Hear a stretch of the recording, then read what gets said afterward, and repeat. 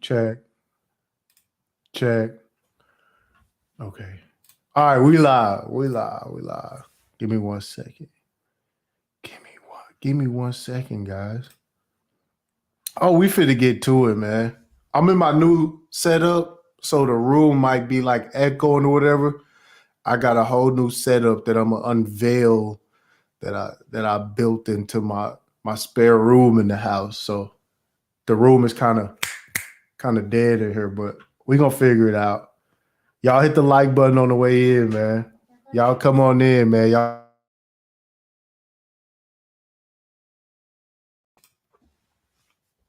hit the like button on the way in.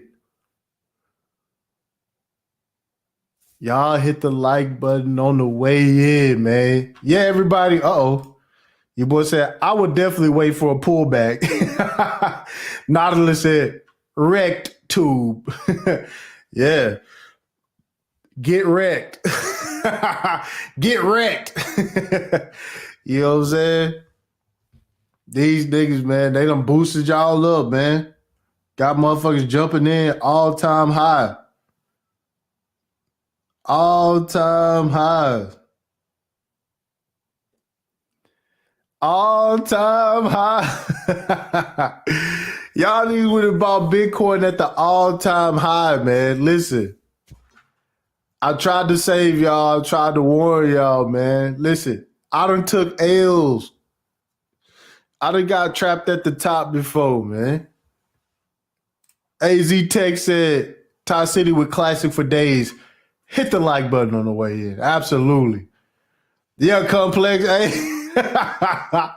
hey Complex. Hey. Yo, Dorian, what's happening, man? Listen, man. Y'all get in here, man. I gotta, we gotta talk about this, man. Look at Commander Gore. He said you had 3 years. You niggas getting wrecked out there, man. Y'all getting wrecked. Y'all boys getting wrecked, man. Y'all let these, y'all let, y'all, this is not financial advice. This is not financial advice. I am a high school dropout. I have no business telling anybody what to do with their money. Any advice that you take from me is stealing. Fatal Dose, what up? Kane, what's happening? Yes. Yes, we got goddamn. Oh, god damn, man. Sometimes I say like, when did he start talking about Bitcoin? When did he get into cryptocurrency? Like, yikes. All-time highs. I'm like, well, why are you guys? Whoa, wait. Commander Gore, tell him, man, you had 3 years. You know what I'm saying? I'll sit back, I'm like, this can't be good. This can't be good. Oh, he said, I bought some when it was up. He said, shut up. Hey, Ohim, I gotta get this out there, man. Even you too, bro. I gotta pass the word, man. I gotta pass the word, man. Like taking profit is the wave, man. It's people making money right now. They shorting Bitcoin on the way down. On the way down. They making money on the way down. They are shorting Bitcoin as we speak. This ain't I was waiting for the right time. When yo, Zolks, yeah, Complex, yeah, man, we here, man. I'll sit back like, damn, Ohim, bro, you exempt because you know what I'm saying. You were here during the bear market. You know what I'm saying. We was doing crypto streams during the bear market. We know this thing works in hyper waves. Complex. We know we don't win over pot coins and shit, huh? Panther God said, "Is this the best time to buy in? When is the time, fam?" Let me tell y'all something. Okay. The price movement, like a $3,000, that is the old dip, right? When Bitcoin will go from 7,000 to 4,000, that's the old dip. You know, now that we up here in the $40,000 range, you know, 3 grand is not the dip anymore. You see what I'm saying? 3 grand is not the dip anymore. You see, we had 30,000, a 10% move. You know, you know what I'm saying? It's not the same as a 10% move at 10,000. You know, Jedi Max said Bitcoin is going even higher. I'm not denying that. I'm saying when you get in, you know, you don't get in at all time highs. All time highs. All time high. Let me tell y'all something. This not just a nigga speaking. I'm telling you, I jumped into crypto during a bull market, right? I rode the wave. I got in early. Here's the crazy part. I jumped in at the bottom. I had good positions. I seen Bitcoin shoot to 20, I think it was 19.3. That was the old all-time high. That's when I got in. And guess what? I got to see Bitcoin go from 19,000 to 3,500 to 3,000. From 19,000 to 3,000.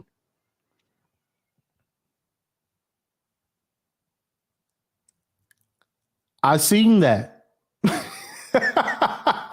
that and it's people who bought in at 19,000. They had to watch it go down to $3,500. You see what I'm saying?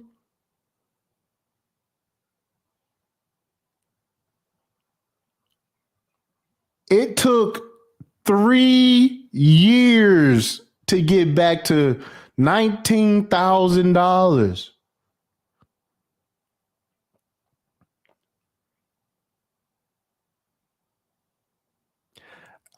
Let me say that one more time. It took 3 years for it to get back to $19,000.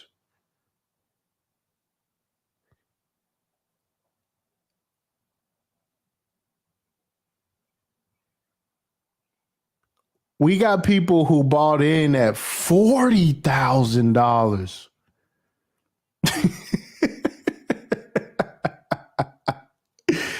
Yo, I need y'all to understand. You never buy all time highs. You just don't do it. You do not do it. Bitcoin is in a space right now where there was there was no capitulation. There is no real supports. If people start pulling profits out of Bitcoin, we don't know where it would stop right now.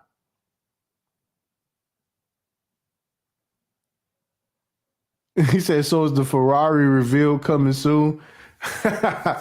No, man. I don't catch the absolute top. I don't catch the absolute bottom. I take profit in common sense areas. You know what I'm saying?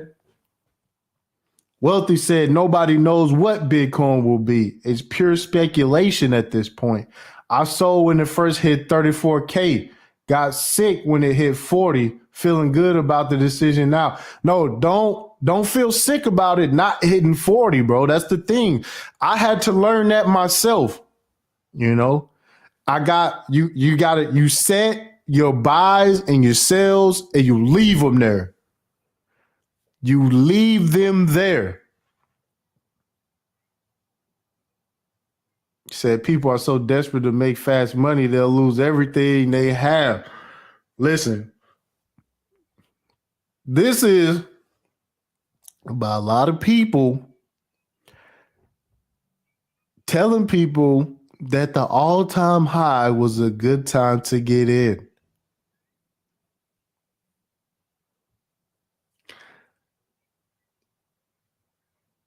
I can't let niggas out the hook. I cannot let niggas out the hook. I cannot let niggas off of the hook. Okay? Now, I thought about playing clips from niggas who was pushing Bitcoin at the all-time high. I got the clips lined up. Last minute decision. I'm not going to put you niggas on blast, okay? I'm not going to. I laughed enough during, you know what I'm saying, these live streams and shit. I be peeping y'all niggas, man. I do. Xanatos said, I believe Bitcoin is the MySpace of cryptocurrencies. Crypto will be with us, but will Bitcoin? Xanatos, let me tell you, this is my theory. Actually, I can tell y'all right now that China has offered its digital yuan through strategically placed ATMs. Their money is going on the blockchain. Okay? That's what's going on. Yeah, nah, I'm not going to play the clips, man. I'm going to let niggas live because you know what it'll turn into, you know. TipTycity calls such and such a scammer and all the rest of this shit, nigga. I ain't got time for that shit. You niggas is emotional around this bitch. I done took too many arrows around this motherfucker, man. I'm going to let y'all niggas live. But you know who you are. You know? I'm going to say, one was a master teacher. I would say one was a young man by the name of one master teacher. And man, listen, I had the roast of all goddamn roasters ready for you niggas, man. You niggas bought at the fucking all-time high, man. Oh, anyways, let me get back to addressing what Xanatos was saying. Listen, Xanatos, you already know what time it is. People love government. They love the government. All of that, I keep saying this, I'm going to do an actual upload so I can put this in stone. Jay Stokes said, I saw that stream. Yeah, your boy said, I knew Bitcoin was going to take off around Christmas. That's when I got in at about $23,000. I said, what? What? You got in at the absolute top? Nigga, that's a gamble.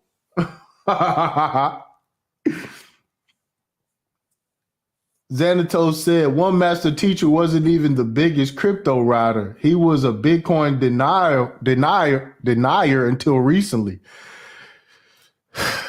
Man, listen, this dude.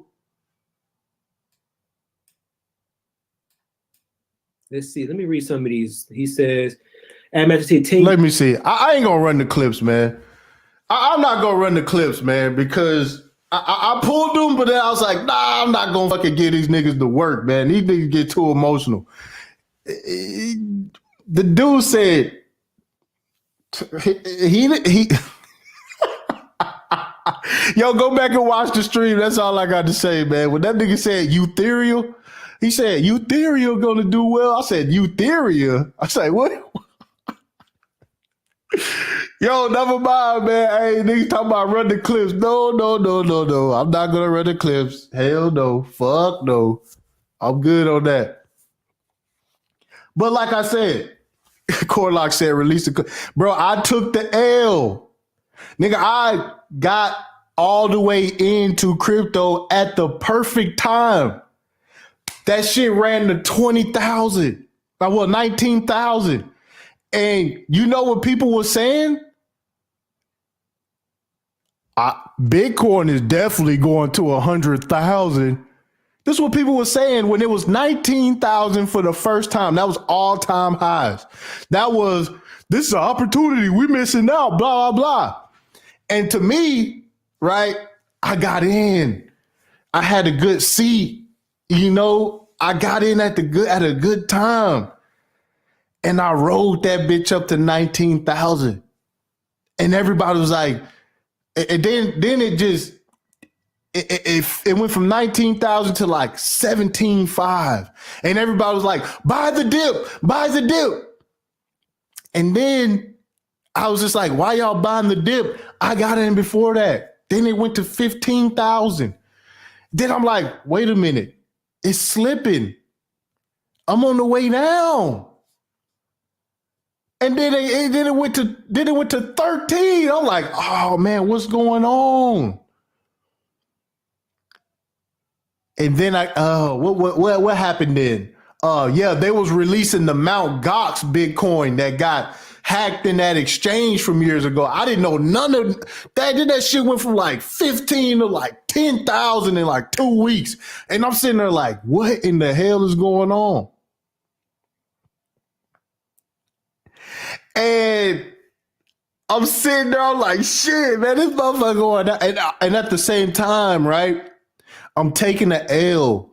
But this is when I started learning, This was at a time where I avoided XRP like the plague. They was like, this is the banker's coin, blah, blah, blah. This is when I bought into all the whole Bitcoin is for the people, the government. It's the people's money around fiat. We're gonna go around fiat. This is what I was buying. I was drinking the Bitcoin Kool-Aid. You know what I'm saying? So I'm sitting there like, yeah, you're right. We gonna, you know what I'm saying? Like this is why it's gotta happen. And then that's when I start seeing things like, oh, China banned Bitcoin and the price would tank. And I'll be like, why is the price tanking if we don't care about governments and fiats? And then it kept going. And then people would start advocating for institutional money. You know what I'm saying? Oh, Bitcoin is going to be legitimized. Once Wall Street gets in, it's like, wait a minute. I thought Bitcoin was like for the people so we could go around all of that stuff. We don't want to be taxed. You know what I'm saying? We want to control our own money. We want to become our own banks. Remember, guys?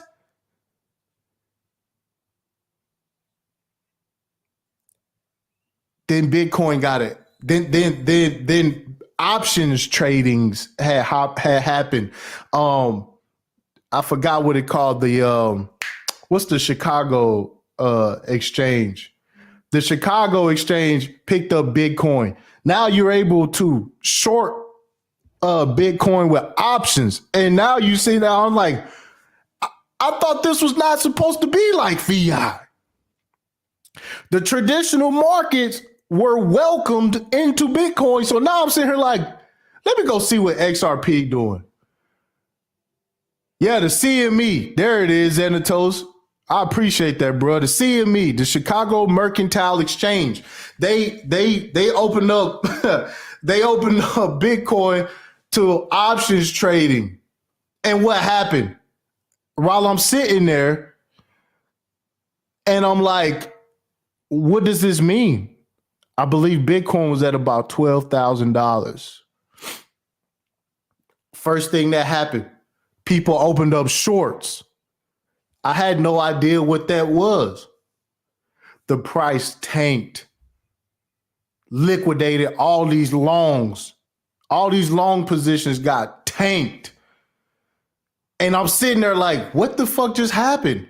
And I'm listening to all these YouTubers explain what happened, what's a long, what's a short. I went through a crash course, nigga. I'm like, what?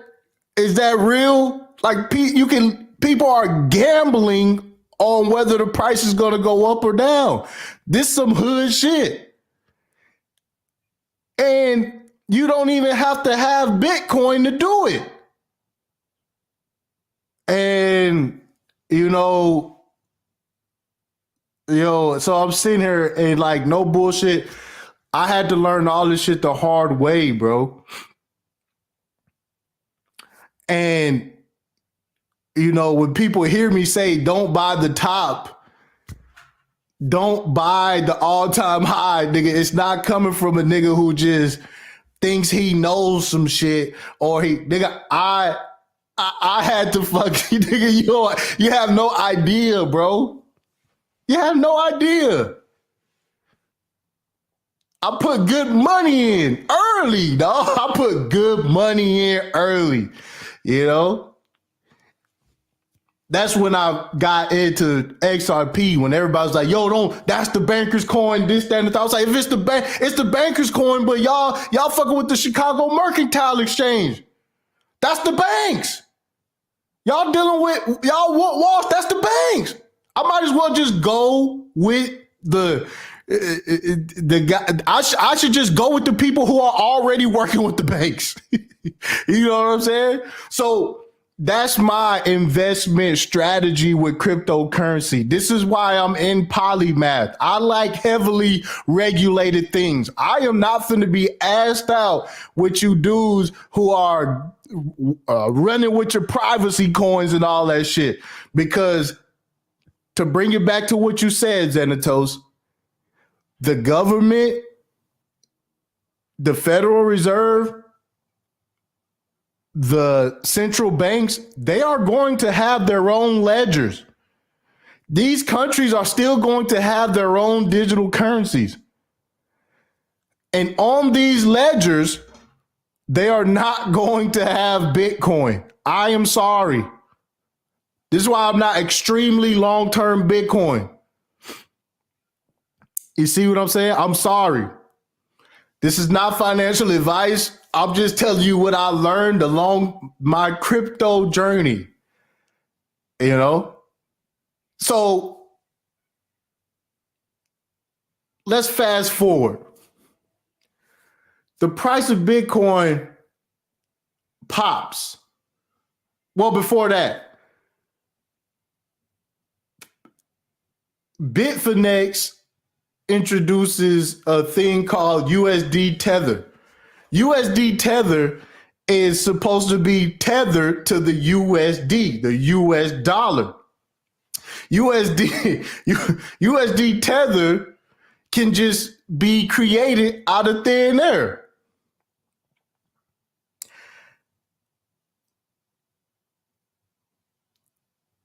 Tether is unregulated and is actually under investigation by the SEC. $2 billion of fake dollars was used to buy Bitcoin. Ain't nobody in this space talking about this, man. I'm just keeping it G. Y'all know me, I'll just be honest.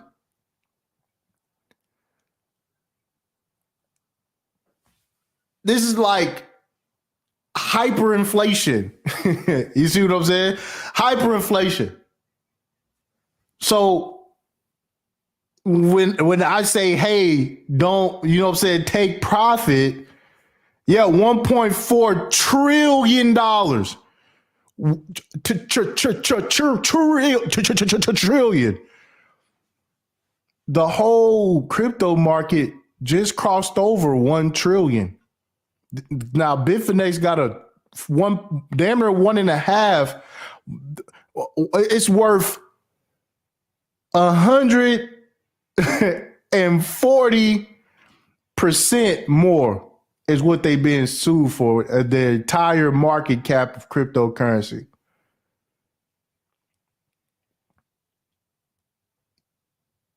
But when I say, hey, don't buy the top, don't buy the top.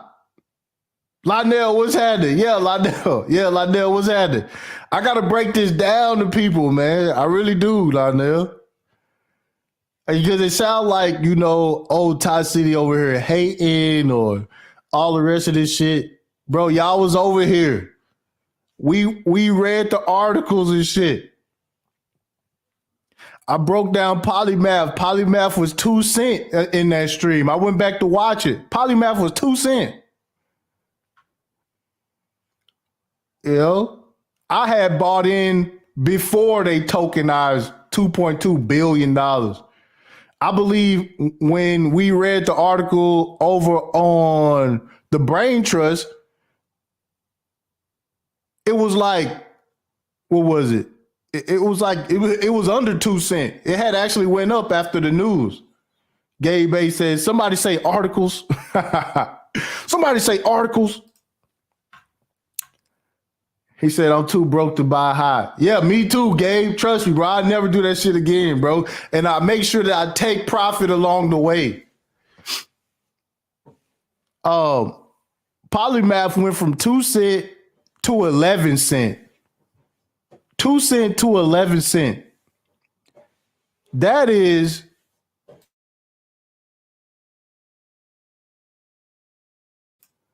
That is 2, 4, 6, 8, 10. That's 550% that I'm up on my money. You think I'm gonna ride that? You think I'm gonna ride it back down? Yeah, it's a 5x. A 5x. You think I'm finna just hope it just keeps going up forever? No. No way. No. No. Shit's silly. This is what I'm trying to tell y'all, man. I'm not even finna get into it, man. That nigga, I watch Donovan Sharp. I watch Solo TV. I watch this one master teacher dude. I done been on Bernard shit. I'm sitting here just laughing because this is how you are in a bull market. It's like it's jokes. It's like how you know that you're in a bubble. They have jokes for this. You know what I'm saying? When celebrities start talking about it, that one master teacher dude said, I knew to get in it because Elon Musk said he asked if he could move a lot of money. That's how I know. I was like, bro, you jumped in based on what, Elon Musk said. And, I was like, wow. It just so happened Elon Musk said this at the all-time high of $23,000, and it's just too much. It's just too much, bro. It's like, I know people say I'm attacking the space, but damn, dog, we can't do this. We cannot do this. We cannot do this. That one master teacher dude said that Bitcoin had no history. That's what kept him from investing before. No history. And he said it was such a straight face that even if he researched it a little bit, you can see that Bitcoin makes drastic moves. Moves so drastic that people say it's dead. It was an article or a website somewhere where it shows how many times Bitcoin died. Bitcoin was dead. This is how many times it was like 9 or 10 times people knew that Bitcoin was dead. That's how drastic the movements are, If you did just a little research, you would know that, wait a minute, this is at the top or the peak of one of these goddamn bull runs. You know, Xanatos said, as I said before, when the PUAs and Holla Monsters started talking about Bitcoin, that's when I sold out. Pickup artist dudes barely know how to maintain chicks outside of hollered at the club. Yo, that's what I'm saying. Like, there are jokes about this. Like when certain people start talking about Bitcoin, that's how you know when to sell. That's when you know when to sell. You know? Like Xanatos can't. Writing Department, Hold Department on. of Media Studies, and the Viralist Center for Art. My bad. Oh, that was a random video. What was I doing?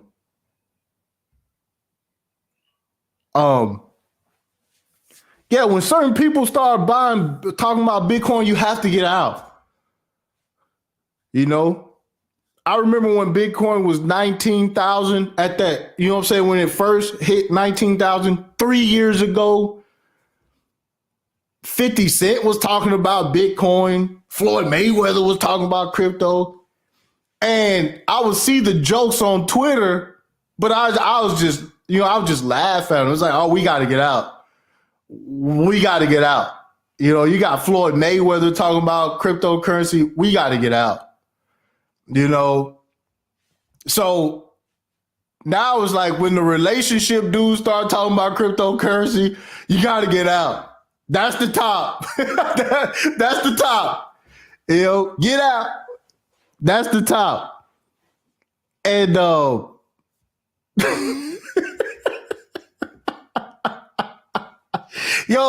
if you listen to some of these Manosphere crypto streams, bro, like no bullshit. I swear it all. Like you'll just be laughing. It's only funny because they make it seem like everybody else. We at the top. This is the perfect time to get in. We missing out. Shout out to Bernard Riley, but goddamn, man, that title you had, man. Come on, family. He said, could cryptocurrency be the black man's way to fucking... It could have 10 months ago, 10 months, 10 months ago, he said, holla, salute from New York City. What's up, Mr. G? Huh? Said, what about those athletes who took payment in Bitcoin? Yeah. Like I said, long term, it's going to go, right? But I'm telling y'all, people love the government. And I hate to say this, but when these government ledgers come out and fiat goes digital on the blockchain, that's what people are going to want. I'm sorry.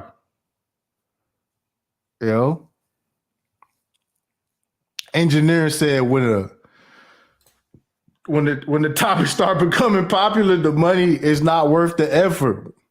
When I heard people start talking about cannabis, I will stop. Yo, you know what? That's like I remember around 2006, 2007. I was wearing Supreme. And I always liked Supreme. I had, a whole Supreme collection. Supreme, A-Life, and Pata was just like my shit. You know what I'm saying? Then 10 Deep, Stussy, and all the rest of it. But I really was like headstrong on that New York streetwear stuff. You know what I'm saying? So I was wearing Mighty Healthy and all the rest of that stuff. I never forget the day that I saw the Kardashians wearing Supreme.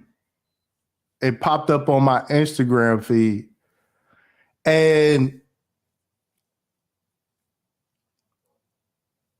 it was one of the most like, you know, sombering things, man. Like getting all my Supreme hats together, all my Supreme hoodies and just stuff that I had collected, you know, and posting that shit on eBay.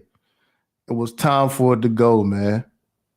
I made way more money than, you know what I'm saying? I made a lot of money off of it, but that was one of the saddest things I had to do, man. Because it was over. It was over, you know. Yeah, complex 10 deep, you know. The 10 deep, that was one of the guys from that brand academics. He went over and started 10 deep. I still rock 10 deep. But yeah, man, you know, Supreme was like it was a skate brand. You know, it was streetwear. That was like my steez. Like it still is. I love high end streetwear. You know, but man, now you know Supreme. Like I got a Supreme hat on in this picture that I'm wearing right now. You know, and it was just time for it to go, man. You know, yo, it's just one of them things, man. You know, I was real deep into staple pigeon. You know, staple pigeon is the reason why people started hunting for exclusive sneakers because Staple put the and ones out. Then they they put the SB Dunks out with the pigeon on the back. And they say, you know, like a few years later, everybody wears Staple pigeon. I was like, it's time for it to go. I still got some Staple pigeon, but that's just that, you know. But it just goes to what I'm saying, bro. Like when you start seeing Bitcoin in all the headlines and Bitcoin just crossed this milestone and this milestone, and it's like you you start to think, let me get in right now. This would be the perfect time to get in. Like he said they had a riot in New York City over that sneaker release. Yeah, that was the first, you know, that was the first one. You know, this before they start retroing the Jordans and shit. They wasn't retroing at the time, you know. So yeah, they still were for shitload of money. But like I'm saying, dog, like this whole Bitcoin thing, bro, like cryptocurrency is the wave, but cryptocurrency is just one facet of this technology, bro. You know, like I said, security tokenization is going to be the future of the financial system. I'm totally 100% convinced. Stable coins and things of that nature are going to become like the new system. Real shit. What else for to say? I may open it. If anybody want to come on, if anybody listening, they want to come on here and defend themselves. Well, they was telling y'all telling motherfuckers to get in at all time highs, man. Like even right now, I could sort of understand it, but I don't because, like I said, at $30,000, $3,000 is not a dip. That's not a pullback anymore. You know what I'm saying? That's not a pullback anymore. So when people say, yo, the correction is correcting and it goes down like $3,000, no, bro. You know, I mean, dollar cost average, but the volatility in Bitcoin is going to be nuts. You know, on the way to 100,000, you're gonna see the price fluctuate by like $10,000 at a time. That's gonna be the dip. You know what I'm saying? So from 40,000, you know what I'm saying, to 30,000 to 27,000 is going to be the dip. You know, Mr. G said 10K for 0.0 for a tenth of a Bitcoin. Yep. Manosphere coin started at $2. Manosphere coin started at $40. Shout out to the pickup artists turned crypto experts. Hey man, you know, whatever the flavor of the week is, man. Solo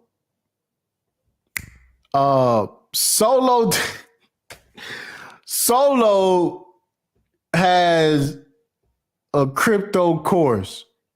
I'm a plug right now. You know, he got a link for it. I guess you start or he putting it together, but you could be on the waiting list for the crypto course. So y'all holler at Solo TV 87. He got a cryptocurrency course. Now, the thing about Solo is, and now that I think about it, I always kind of like try to remember how I got into this space, but I know it was through Solo. I always thought it was through the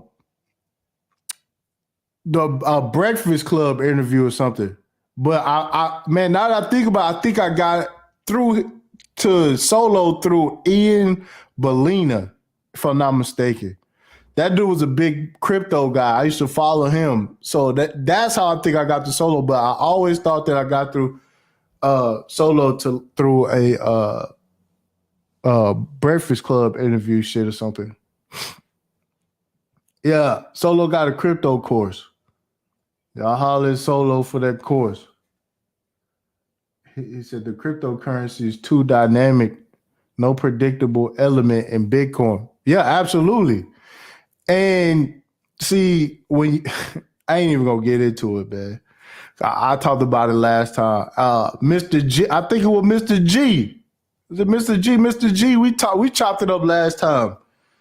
You know, about Bitcoin, man. It's like in the future, man, I just, you know, okay, you know, you got it.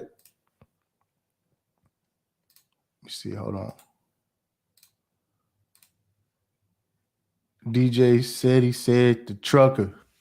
He said, I was not laughing at the Solo course. I was laughing at the $40. Yeah. Carter said Solo is the OG pioneer. Yeah, Solo been covering it for a minute. It was just I was watching him and I was like, man, listen, Solo, you know damn well this ain't the time for somebody to get in, man.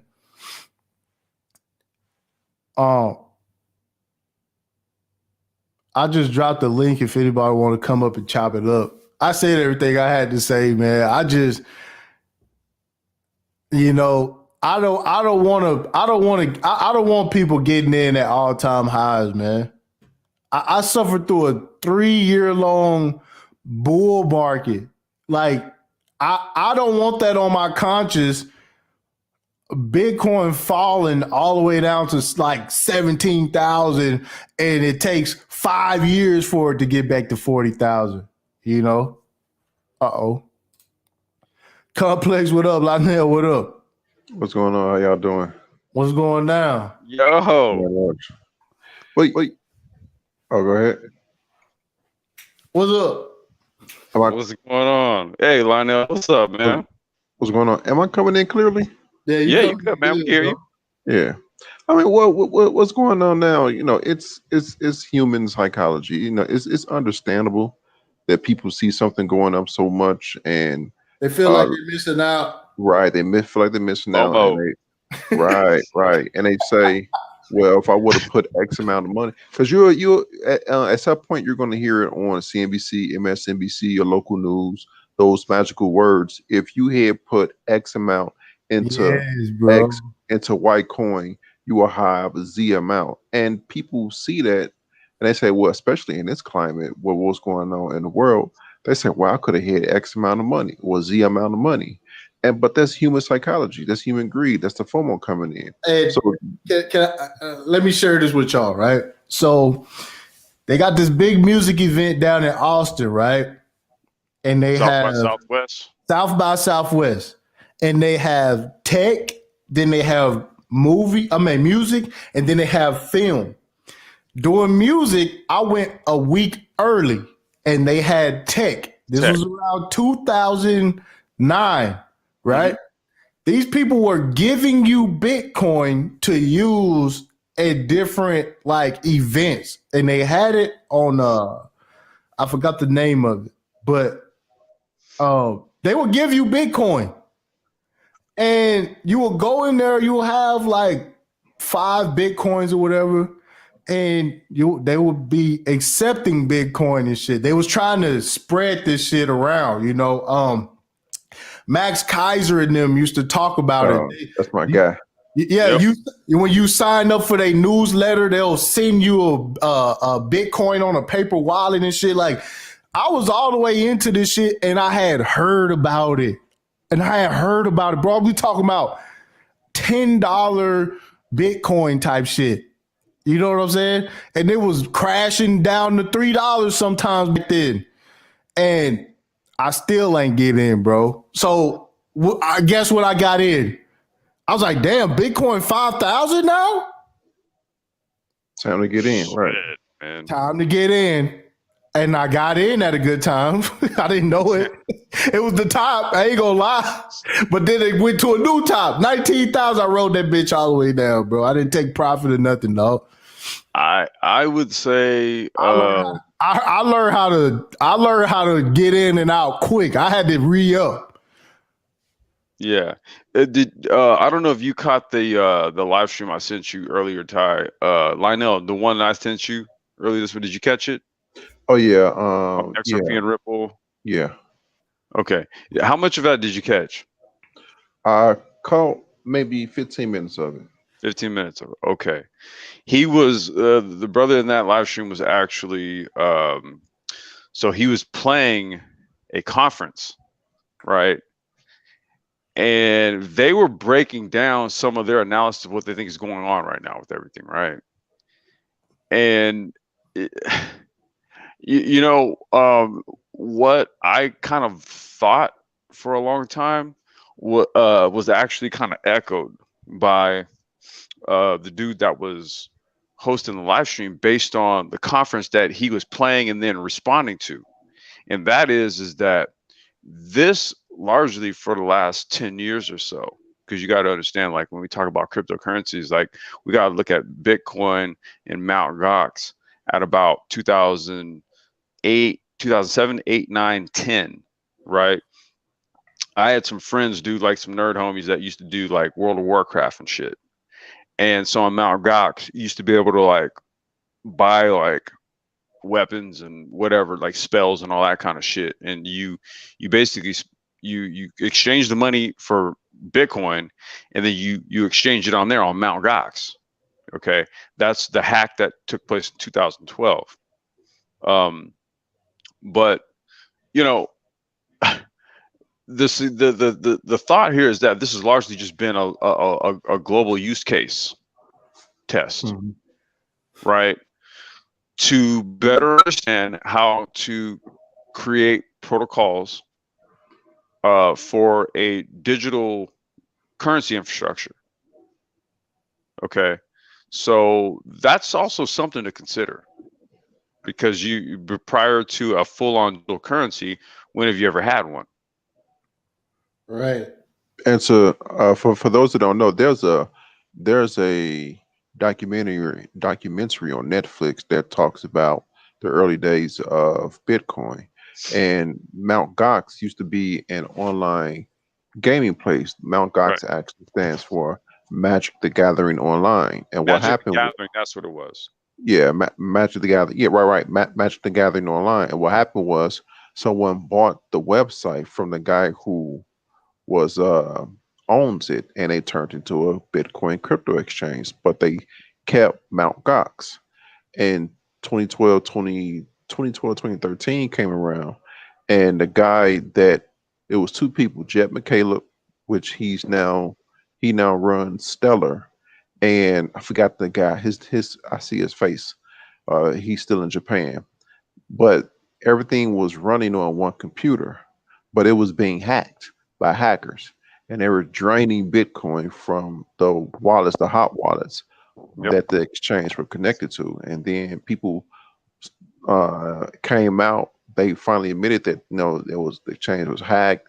They didn't have Bitcoin to give back to people who wanted their Bitcoin back. People lost, and mind you, people were still mining Bitcoins from their laptop at this time. People lost 10,000, 12,000, 30,000, 25,000 Bitcoin. This was a significant amount, especially now. Oh, shit, billions of dollars right now. Billions now. Yeah. Yeah, this shit crazy. Billions now. You know what? We're talking about Ripple real quick. Hmm. They just hired somebody from Amazon. From bro. Amazon. That's what I was Yeah. in that live stream. Ty, go listen to that shit, bro. Yo, listen. See, my problem, Ty. My problem is Yo. like a lot of these newfound fucking crypto experts don't know their shit. Uh-oh. Oh yeah, on that on that video that he was talking about earlier. Oh, you Crypto talking about Siege. CJ? Yeah, that's the one I yeah. sent you. Yeah, Yeah. I sent it to you and Lionel. Yeah, I didn't catch that one, but Yeah. I'm gonna listen to it. Go back and catch that shit, bro. So many bombs dropped in there. So the guy that was on the video that Crypto Siege was talking about was Naveen Gupta. He works for Ripple, the company. And he was just breaking down, how the Ripple network works. Now, how the SWIFT system works, and SWIFT stands for Society of Worldwide Interbank Financial Telecommunications. That's how banks send money back and forth Right. throughout the world using the SWIFT system. But how they do it is they hold a large amount of money in banks all around the world. So, case in point, you want to send money from America to Singapore, where America holds in a Singapore bank Singaporean dollars for remittance purposes. So any money that's being sent Mittens. Yep. to Singapore, they have access to it immediately via that Nostra Vostra account, and that the money that's being sent to Singapore it just replaces what's being spent. The problem with that is you have trillions of dollars locked up in bank accounts that has to be maintained around the world. So with Ripple and ODL, what they're doing is they're freeing that trillions and trillions of dollars that countries could especially now could use in this time. So now you have this network, XRP ODL, which can A, free up these trillions of dollars that's locked up in banks around the world, B, allow you to send money faster than the SWIFT system, and C, allow you to not only send money faster but cheaper using cheaper than what is now, that is the SWIFT system. Right, because you have the fee, you have all the transaction fees, right? From one terrestrial bank to another terrestrial bank, right? So Right. versus a ledger that updated it within 7 seconds of the transaction. Done. Right. Yo, are y'all paying attention to this Flare project? Flare project. Yeah. Yo, I missed out on it. I didn't move my don't worry. They coins. finna dump it. The price finna drop. You know how the new coins Yeah. when they, but D&D. yeah, pump and dump. It was free to me. Now I'm finna, but yo, the smart contract setup with that. I was listening to somebody break it down, and they was comparing it to Ethereum, and that Ethereum. Well, first of all, we know Ethereum needs a second layer protocol like Matic or something to cure some of the stuff on it. But they were just talking about it won't be as efficient as people think it is because most of it is going to be locked up in staking, Mm. and that Flare being pre-mined is going to be more efficient. I'm gonna need you to listen to that live stream I sent you, man. I'm finna go. I'm gonna go. They check were making an argument for XRP for that. Yeah, Yeah. Right. but that's the Go thing. ahead. Go ahead. They've been trying to figure out a way to make the Ripple protocol work work smart contracts through Ethereum. You know what I'm saying? So, but this is the solution was through that flare situation. Yeah, they're trying to break down through Flare. They could break down these wall gardens, wall silos, where now you have, as of now, as we speak, these blockchains don't speak to each other. Uh, Ethereum is allowing people to wrap their Bitcoin for them to, they call it wrap, in order for them to use the Bitcoin on Ethereum's blockchain. Now we're seeing cracks in these wall gardens, but with the Flare project, what they're doing, they're taking Ripple, or not Ripple, XRP, Litecoin, Ethereum, and they're allowing them to work with each other through DeFi projects. So that's the next iteration. That's the next advancement. And that's just where it's gonna have to go, because like I said, CBD's coming, stable coins is coming, and all this stuff gonna have to work together. Go and listen to that live stream, because stable coins are, because they talked about stable coins essentially being utilized because okay. Well, see, this is why I'm in polymath, because the security tokens, you know what I'm saying? Like, bro, I'm like, bro, nah, ain't nobody can tell me nothing, bro. The tokenization is going to be. Look, the banks aren't trying. Okay, in short, the banks ain't trying to be displaced. Okay. Yeah, not happening. Yeah. Not happening. No, they're not gonna let that happen. The central banks let it happen. And they're not finna let that happen. It's not gonna happen. They're not. But that's what I'm saying. It's just gonna modernize the traditional systems that we already have. That's why I'm saying, one way to, if you want to take the on crypto with Lionel Brain Trust TipTycity, right? Look at this. Look at all this. If you want to take I'm just gonna say, I'm gonna put it on it. Look, like if you want to look at it like how we look at it, okay, look at this as a global use case. Because the legislation, everything has, Lionel was just speaking to the SWIFT system, right? You still have other countries that have their own design. He fell out. Mr. G said the Flare airdrop going to trigger tax liabilities. Yeah. That's one thing people don't like about airdrops, because it is a tax liability, because you may not want, okay, case in point, you holding Tron, right? Not actually, but I'm trying to paint a picture here. You may be holding 500,000 Tron, right? And Tron say, well, we're gonna, Justin Sun say, we're gonna airdrop this token to you all. You sitting there like, what? I don't want it, I'm gonna sell it. But then when you sell it, you got to report it on your taxes. So what people are trying to do now is it's an opt-in situation, like with Flare. You have to, make sure that your XRP is on an exchange or somewhere that supports the Flare airdrop, and you move it to there.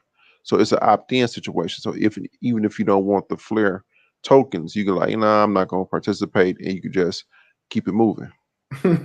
Mr. G says, screw legislation. You're not going to be able to do it, bro. I'm telling you. These public blockchains is coming. You already see what happened to privacy coins. They finna start getting delisted like a motherfucker, man. They finna, you know what I'm saying? I don't know why, people think they finna run around with this secret money that, you know what I'm saying? Like, you're not going to be able to do shit with it. Hey, my bad, dude. I'm not sure what happened there. Where'd I cut out? I forgot. We started talking about, the airdrop, the tax liabilities with the airdrop. Back going public through a SPAC. Oh man, that's another thing I meant to mention, man. When BAC came out and nothing happened, remember BAC was supposed to basic attention token. No, backed. BAKKT. Oh, Yeah, backed. yeah. It's an exchange for trading crypto that Mm. that it's through the New York Stock Exchange. But Yeah, when it, it's through the yeah, NYSE, and people wanted it. but then it was dry for like a year or two. But then when Bitcoin started going up, it started getting all this liquidity in it. Yep, and it still didn't add up to anything. Still, But uh, now they going public through a SPAC. Oh my bad. oh no, shout out to Darth Low. He said support the brothers, man. I appreciate the cash out, bro. Thank you, dog. You know, oh, and whoever 1400 block is, man. You know, I appreciate that. He sent me $200 the other day, and he said for the polymath and RIP Parlor, man. I appreciate that, man. Oh, Thank you. yeah. Yeah, that came out, and then nothing happened. I remember because that caused the price dropped after Bat came out, and nothing happened. Bitcoin tanked. Hmm. I was here for all that, man. That's why I be trying to tell this. Like, it's hard. It's hard for me to come out and not sound like I'm hating or trying to tell somebody what to do, or you know what I'm saying. This is not financial advice, but I've been there. I was you. I was you, fam. I was looking at the price movement, 30% up. Then it went up another 10%. And I'm just sitting there watching it go up, and then I get in, and then next thing you know, I gotta ride the slide. Right. Yeah, I was there too in 2018. And it hurt, everybody. A lot of people got wrecked. Uh, but a lot of some people stayed, some people left, some people stayed. And I remember, Oh, my bad. I gotta address this. Mr. G being delusional, he a Bitcoin maxi. He said not secret money, but sovereign money, open, immutable, uncensored, and decentralized. Then he said the politicians can go elsewhere for bribes. I don't think he understand that politicians was taking crypto. yeah, politicians definitely own cryptocurrency. They was taking contributions and crypto. If athletes are taking it, No, politicians sure as the hell are. politicians was definitely taking donations, and I forgot what currency it was. It was, let me see. Not Zcash. What's the other privacy coin? Oh, Dash Monero. I think it was Monero. You know what you need, TipTycity? You need Evernotes. I use Evernotes to save articles, and just in case something comes up or I need to prove something to somebody, I got my Evernotes, and I can just, hey, boom, here we go. Okay, here we go. Right here, look. This is the recent one. Hold on. This ain't even this is Let me see. Where's that? Okay, I'm gonna pull it right here. I By the way, forgot. can somebody post Lionel's channel, Yeah, Lionel, go ahead and spam the chat. because man, we got to 1,000, man. This bullshit happened, so we can get him back up to 1,000. Yeah, I Yeah, got we do gotta get him back to 1,000. I remember you was trying to get your watch time. Yeah. Because I gotta do this, man. Because like I said, I was there. I was there. You too did it wrong. Here you go, Mr. G.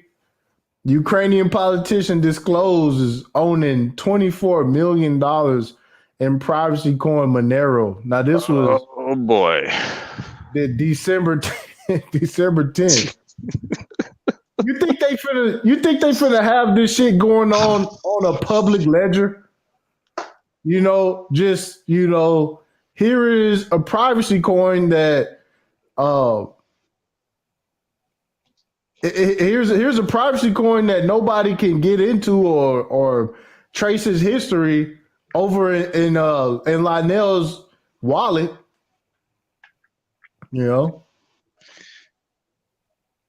so it goes against that whole decentralized thing, right? Yeah, Occupy Wall Street, right? All right.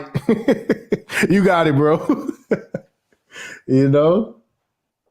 Yeah. Hey, you all listen to Max Kaiser? Yeah, I catch Max Kaiser every now and then. Of course. Man, I listen to him all the time. Yeah. That dude is funny, man. Been watching Max since he was telling motherfuckers to buy Bitcoin at $1. Yeah, I caught him This on 2012. I caught him on Alex Jones like back in the day. Mm. It was him, it was Max Kaiser, and it was another dude named Gerald Salente. Oh yeah, Gerald Salente. Gerald Salente, man, he go off on his YouTube channel. I have to. They take his YouTube channel. I need to go check that out. Man, he go off. He cursed. Oh man, see, I like ain't heard him like that. I gotta go check him out. No, Now- the cat you got to check out is He's like Reggie a real New Middleton. Yorker. The cat you got to check out is Reggie Middleton. Yeah, Reggie Middleton. He almost was talking too much the other day on his shit. He just it's like he hit the live button and started talking too much. I was like, I don't know. Really? You shouldn't have said that. Yeah, Really? Yeah. Oh, okay. Because Reggie used to be a contributor on Max Kaiser back in the day. That's how I got hip to him. Yeah, and see, he figured out how he actually did a deal with the Jamaican Stock Exchange, and the SEC got dead on his ass. His project was booming during the bull run. Yeah, Veritation. Yeah, Veritas. What's it called? Veritation. And I think it only got, yeah. Man, if I'm not mistaken, it's like 5 million tokens or something like that. He had a real low supply on it. Yeah, it was like $100. If you listen to Max and Stacy got a channel outside of RT, the Orange Pill. Orange Pill. Are you for real? I might have to check that I'm out. serious. I'm straight up. That's funny as hell. But they've been having it for like 10 years though. It's like the Orange Pill. And it's like it's in podcast form, it's a video also. It's like an hour or something long. But they be on there calling Ray Dalio dumb, stupid. I mean, they go ham on man. Investors. Stacy didn't had to walk Max off the ledge a few times. Oh, That's because they were on RT. I might have to go check that out, man, because Gerald be acting a damn fool, man. Man, he do. I haven't listened to Gerald in a long time. Hey, but see, here's the thing. He said Bitcoin may go private in the future. Man, listen, y'all can have all the Monero y'all want, but nobody's gonna take it. You're gonna be sitting there stuck. You're not gonna be able to invest in anything, buy houses, buy none of that shit. I'm telling you, this public ledger, this public blockchain that's about to hit, they not finna let this shit onto it. I'm sorry. There ain't nobody convinced me otherwise. I would love to have somebody explain to me how the US government is going to allow secret money, untraceable money, to be involved with the economy. That's why I said listen to that live stream, man. That's all I'm gonna say. That's because that's the $1 million question right there. No, I mean it's just the inevitable. The inevitable is like it is the inevitable. Let me see. Hold on. Show y'all. Let's listen to this real quick. Peep this. This is from a guy called Sam. He actually local here in Dallas. He got a YouTube channel called To the Lifeboats. Now check this out. This him discussing Bitcoin. Listen to this. Here's what he says about Bitcoin, which is what I've been warning you guys about. Bitcoin is mainly being artificially propped up with an ETF grayscale that Wall Street is pushing like candy. Moreover, the corrupt are moving their money in the last month, so they've generally gone in the same direction. That money move is only temporary, and there's a surprise at the end of the tunnel for those moving their illegal money by Trump. Once Bitcoin slips, it will further, because of Three Gorges in China, it will fall hard. The ETF that boosted it up with the same leverage drop, drop it like a rock. Some have said it goes to zero, get out now. So the reference to Three Gorges Dam, for those of you that don't know much about Bitcoin, That motherfucker bus. that's a power plant that a lot of these Bitcoin miners use these dam systems to run their these Bitcoin miners use a ridiculous 1% of the world's electricity to do something that, XRP does with, a millionth of the same amount of electricity. That damn broke. Yo, so I mean, hey, Go look it up, man. The fucking Three Gorges Dam right now. That motherfucker is broke. yo, listen, fam, listen, fam, watch this. Whatever it is, I don't know the exact number. And the PR is, they're green because they use hydro energy, but that's only during the rainy season when they have a lot of water and the dams running at full capacity. The rest of the year, the rates go back up higher, and then they have to move to a coal powered plant. So much for your green energy. But I don't know if Three Gorges Dam, there was a threat of that thing collapsing in the rainy season earlier in the year. Did I let it out of the bag? Yo, that's what I'm saying. Did I let it out of the bag? Yo, listen, fam. Listen, bro. Wait a minute. Wait. They also said that if there's issues with the water, they have to transition to who? To what? You already know, man. Coal. Go look up and see who they're having a problem with getting that from right about now. Yo, listen. I'm sorry. I didn't mean to let the cat out. I just have to, I got to bring this into perspective that this is not, you know what I'm saying, when you don't do your research. You know what I'm saying? A lot of people get caught off guard. Here we go right here. I got to game y'all up real quick. This came out today. Hold on, let me move this real quick. Let me see. You had mentioned something earlier about wild price swings as the price go up, and I try to tell people about that too. Earlier in last year in 2020, before the market went down, Berkshire Hathaway stock was at about $320,000. After the market went down, it went down to I think it was like $220,000. That's like $100,000 decline. People stomached that. People saw that and like, okay, I'm gonna hold on, and they stomached it.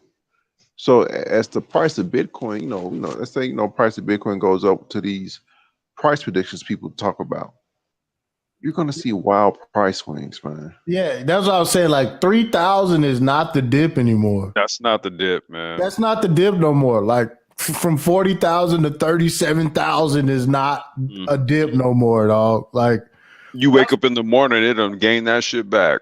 Yeah, we not playing those games no more. But I want to bring this up because people acting foolish. Tether minted $2 billion out of thin air in 1 week. And what did we say the lawsuit was for?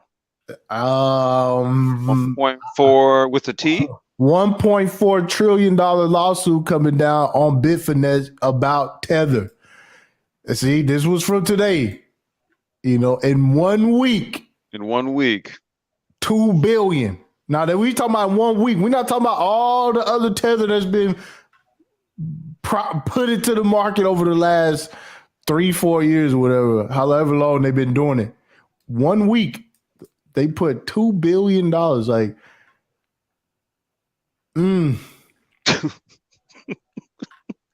over 24.5 billion tethers now circulate across Ethereum, Tron, and Bitcoin's Omni layer, per data from Coinmetrics. up from 4.8 billion from the year before. Yikes. You know, people trying to avoid talking about this. You know, I'm surprised CoinDesk got this because it seemed like nobody trying to talk about this. CoinDesk is a good publication. They're like the Wall Street Journal of the crypto space. They'll actually redact something if it's incorrect. Yeah. They Incredible. they do good stuff. They do good journalism now. I like CoinDesk a lot. And to the Berkshire in January of 2020, and this is just an example. It was at 300. It was trading at $347,400, and at the low of 2020, it was trading at 239,000. That's over $100,000 decline. So you can see those type of price swings. Now it's trading at $350,000, well above its high of 2020. But you can see those price swings as prices get higher, and it's not that it's a scam or anything. It's just the market. Right. And see, let me see. Shout out to Mo, man. I appreciate the cash app. He said for what will happen with XRP holders after the 16th. Now, I gotta keep it G again. And me and Lionel talked about this. I'm super bullish on XRP, but when they stop trading, the liquidity is going to dry up.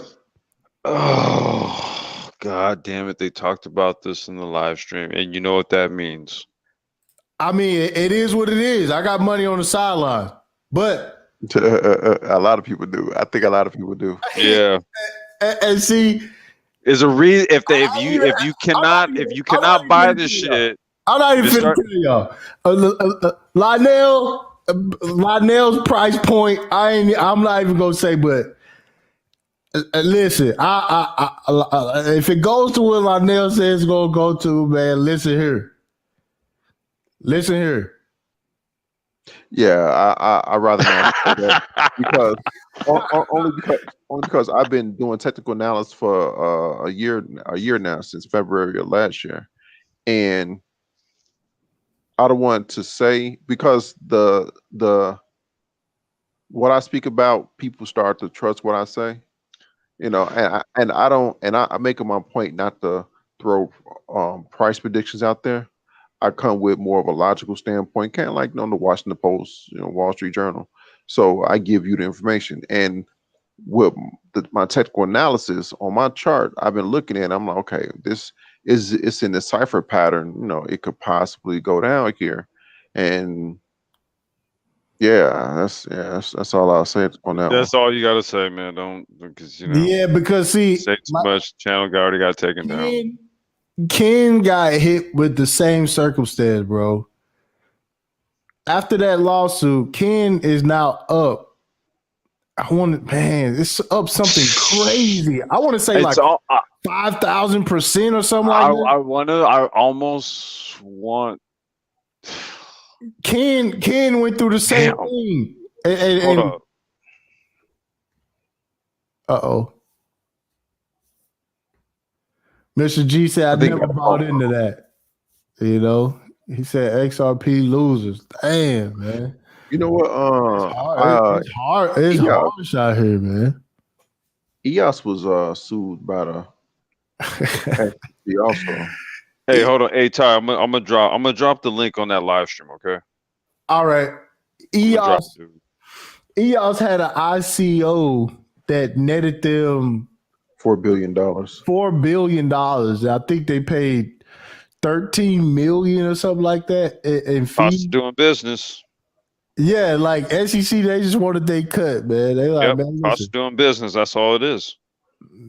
And that's why I was like, in short, what you about to say, I'm like, yeah, dude, it's just, there's a lawsuit, there's a meeting, we agree on a cost of doing business, and you're in the game. Blaze, with the SEC lawsuit, they just gonna present they opening like arguments or whatever. They just gonna It's not actually like the case doesn't get started on the 16th. This is gonna be a long process, bro. Yeah, it's a preliminary trial. Yeah, Yeah. uh, yeah. I just posted it. Yeah, EOS, what happened with EOS recently? I think the main guy just left. Yeah, their main technology officer, he left. It's some speculation that he's going to their. It's some speculation he's going to their social media platform, Voice. But I think it's Dan Larimer. His name is Dan Larimer. Oh yeah, that sounds Yeah. familiar. He's their CTO, Chief Technology Officer. Now with EOS, right? EOS was contracted. Somebody to they were contracted to build EOS for another company, I believe, right? Something like that. I don't think I'll say that article. And this is what I mean. You know, you gotta have that Evernote to say these articles because after a year, you know, it's so much information, man. There's so much stuff that connects. Yeah, man. Like I don't understand. Like I be at work, I'll put on a discussion from one of these, you know what I'm saying? I follow them on Twitter and stuff. I just be listening. But you gotta understand, Ty, there's articles, stuff that Lionel said on the Brain Trust, dude, from 2018. Yeah, that's what I'm saying. I remember all that this connects stuff to going today. That's why I'd be like, man, that's why like today when I see what's going on and what Lionel's talking about, and you know, we was kind of joking about how like you got like PUAs in these, like, you know, a lot of these dudes that just kind of came out of nowhere as crypto experts. And we was like, man, you know, like you know, a lot of these companies and these names that you're really starting to hear now that are meeting compliance and got people that are moving from this company to this company because they're hedging and their position. Man, like Lionel was talking about these people a few years ago. Dog, do you think somebody leaves Amazon to go work for a company that's about to get shut down? What do you think? What are the odds on that? Yo, man, it's funny. Like I said, hey, what are the odds on that? Hey, Lionel, just like you said, I'm just waiting for the exchanges to shut off already, man. Just this is why I was like, hey, dude, like, Ty, what I tell you, dog?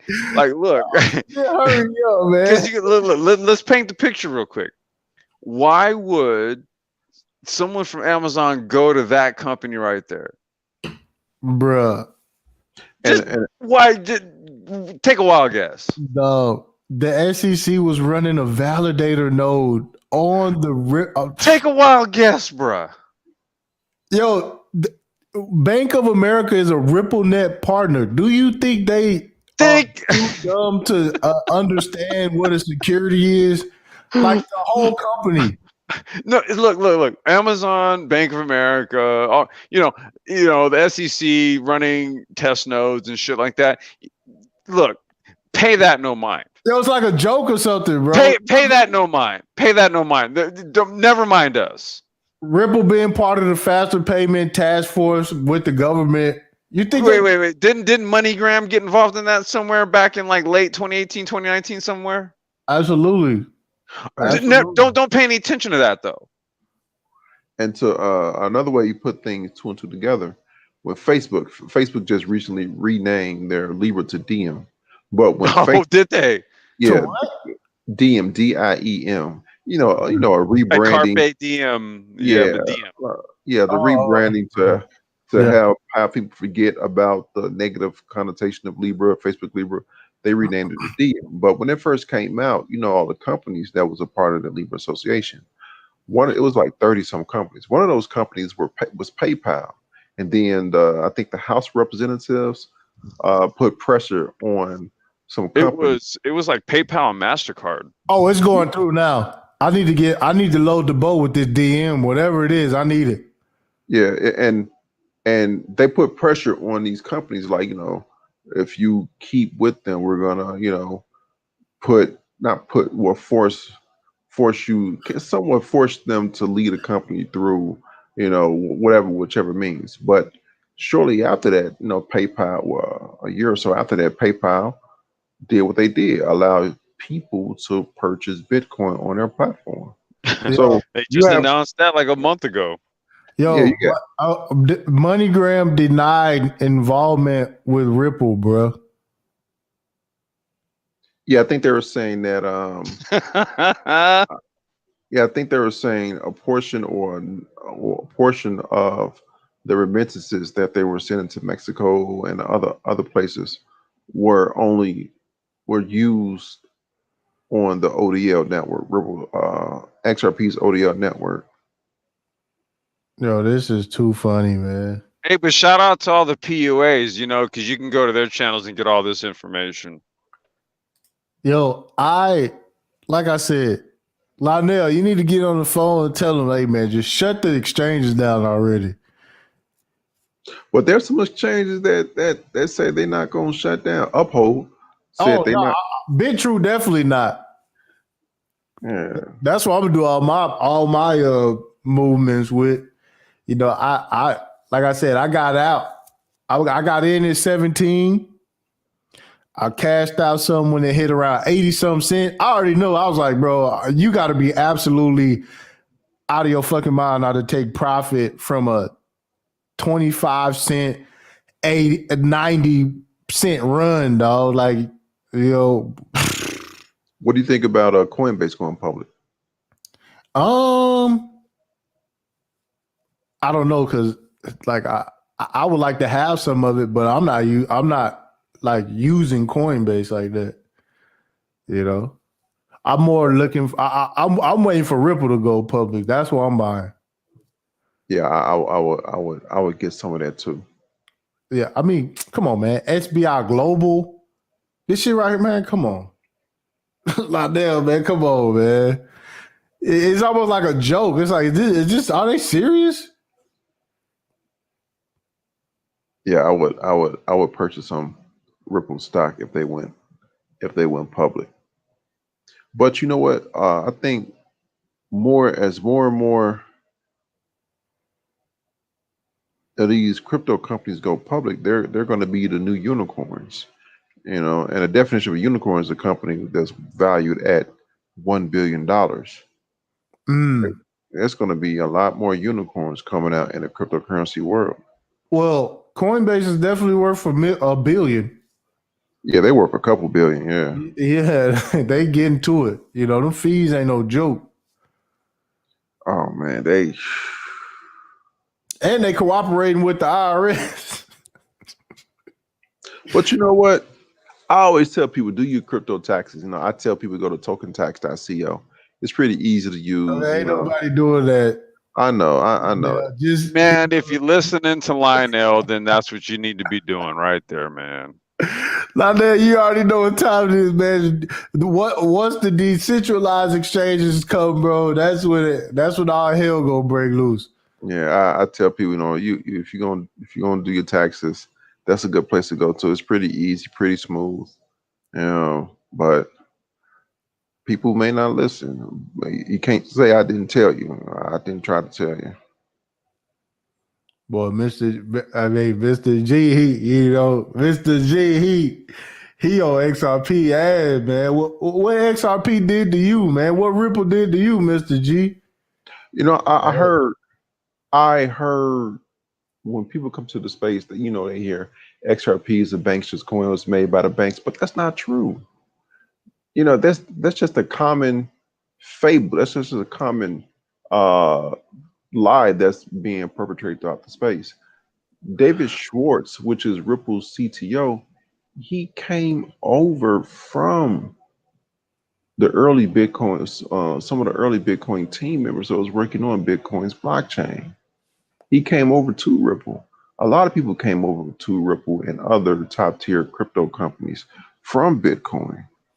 So I don't know, man. It wasn't made by the bank. I don't even argue with people like that. I don't even argue with people about it. I don't know. Can you guys hear me okay? Yeah, I can hear you. I'll go run inside to the little shop here and grab some herb real quick. Look, the reality is that what people don't understand the protocols are in line with banking. That's the thing. The way the technology works, it works in line with banking. Yeah, That does not.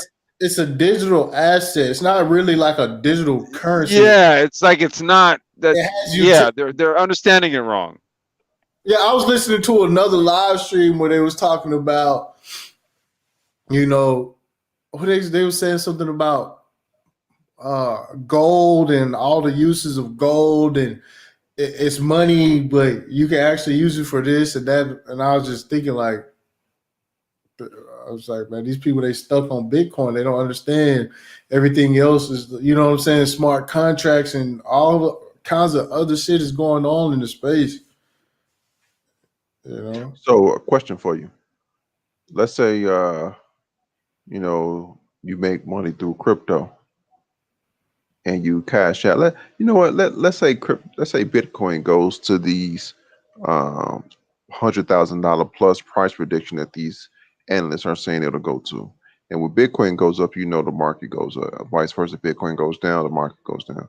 Let's say Bitcoin goes to these 6-figure plus price prediction these analysts are talking about. What would you do? For me, what I would do, well, to be honest, I don't know. I don't know. Because see what I think is whenever it becomes that valuable, the dollar is in trouble. Like I said, I don't want to live in a world where we have $1 million Bitcoin. Okay, so let me ask you this. Allow me to rephrase the question. What would you spend your money on? What would you buy? I don't know. I'll probably be looking for the next for the next thing. So you'll roll some profits over into something else. Yeah, because you know my first my first objective is I need to make sure that I'm financially straight to the point where I don't have to work anymore. That's like number one. You know, my first like big cash outs. That's what I would do. Yeah. Make sure everything is paid off. Clean slate in terms of debt. Yeah, I'm not buying nothing but freedom. You know, at that point, that's my first wave. I think a lot of people are going to make a lot of dumb purchases. Now, I said this before. Yes, Everybody makes dumb purchases. You know, I may buy something to the next person is dumb, you know, and vice versa. But people are going to make some really dumb purchases, man. You know, all these people talking about buying Lambos. You know, people are going to do that. Or buying a too big house. Yeah. You know, where it costs the more money that they have that they don't have left over to take care of the house. So now essentially you done blew your money. Yeah. Yeah, it's gonna be a lot of dumb purchases, man. I know it is. And the R34 GTR, you know what I'm saying? Nismo edition. But you know what? As people make these purchases, we're gonna talk about it on my channel. You know, it's gonna be articles that talk about, oh, this guy bought such and such with his Bitcoin. He bought a strip club. You know, I'm gonna talk about it. You know. Yeah, you know, on the last bull run, people was buying cars and stuff, and when the price dropped, you know, the price dropped. They could have used that money they bought Bentleys with to get back in. Yeah. Hey, what about the dude? I think it was back in like 2014 or 2014. I want to say this motherfucker. He spent like 5,000 or 6,000 bitcoins on a pizza. Oh yeah, the Bitcoin. Oh yeah, Laszlo. Yeah, Bitcoin pizza. Yeah. But you know what? That was the first instance of Bitcoin being sold for something tangible. And at that time, that was the in the hood they was using Bitcoin to buy blank credit cards to crack yeah, cars with. yep. And To at crack, that time, yeah. Bitcoin, The Yeah, hood you was know, on Bitcoin early too. and at that time, Bitcoin was a couple of dollars. So I mean, who knew it'll go up to $42,000? If people knew that, I guarantee you they wouldn't have been doing that, man. Mm. Yeah. Because if you had let's say 15 Bitcoin, something, within reach at that time back then, each one of these go to 42,000, man, please, people be holding on for dear life. Yo, and it's a lot of stuff that happened in the background too. With people who had Bitcoin and stuff like that, people went missing. It's a lot of stories like all over the world, people getting kidnapped and what I'm saying, private keys and thumb drives and computers going missing. Yeah, I remember an article, a guy in Switzerland, he got stabbed in the alley because he was meeting somebody to do a Bitcoin transaction. He got stabbed up in Switzerland. Yeah, that's tough. But it's gonna happen. Yeah. Let me see. Yeah, but I mean, that's all I wanted to cover, man. Solo telling people to get in at all-time highs, man. One master teacher telling people to get in at all-time highs, man. Like, wait a minute. Wait. Don't, you can't leave out Donovan Sharp. oh yeah, That 41K. What are you waiting for? Yeah, Donovan Sharp and them telling people to get in at all-time highs, man. Like, I don't know, man. Like you know what's gonna happen?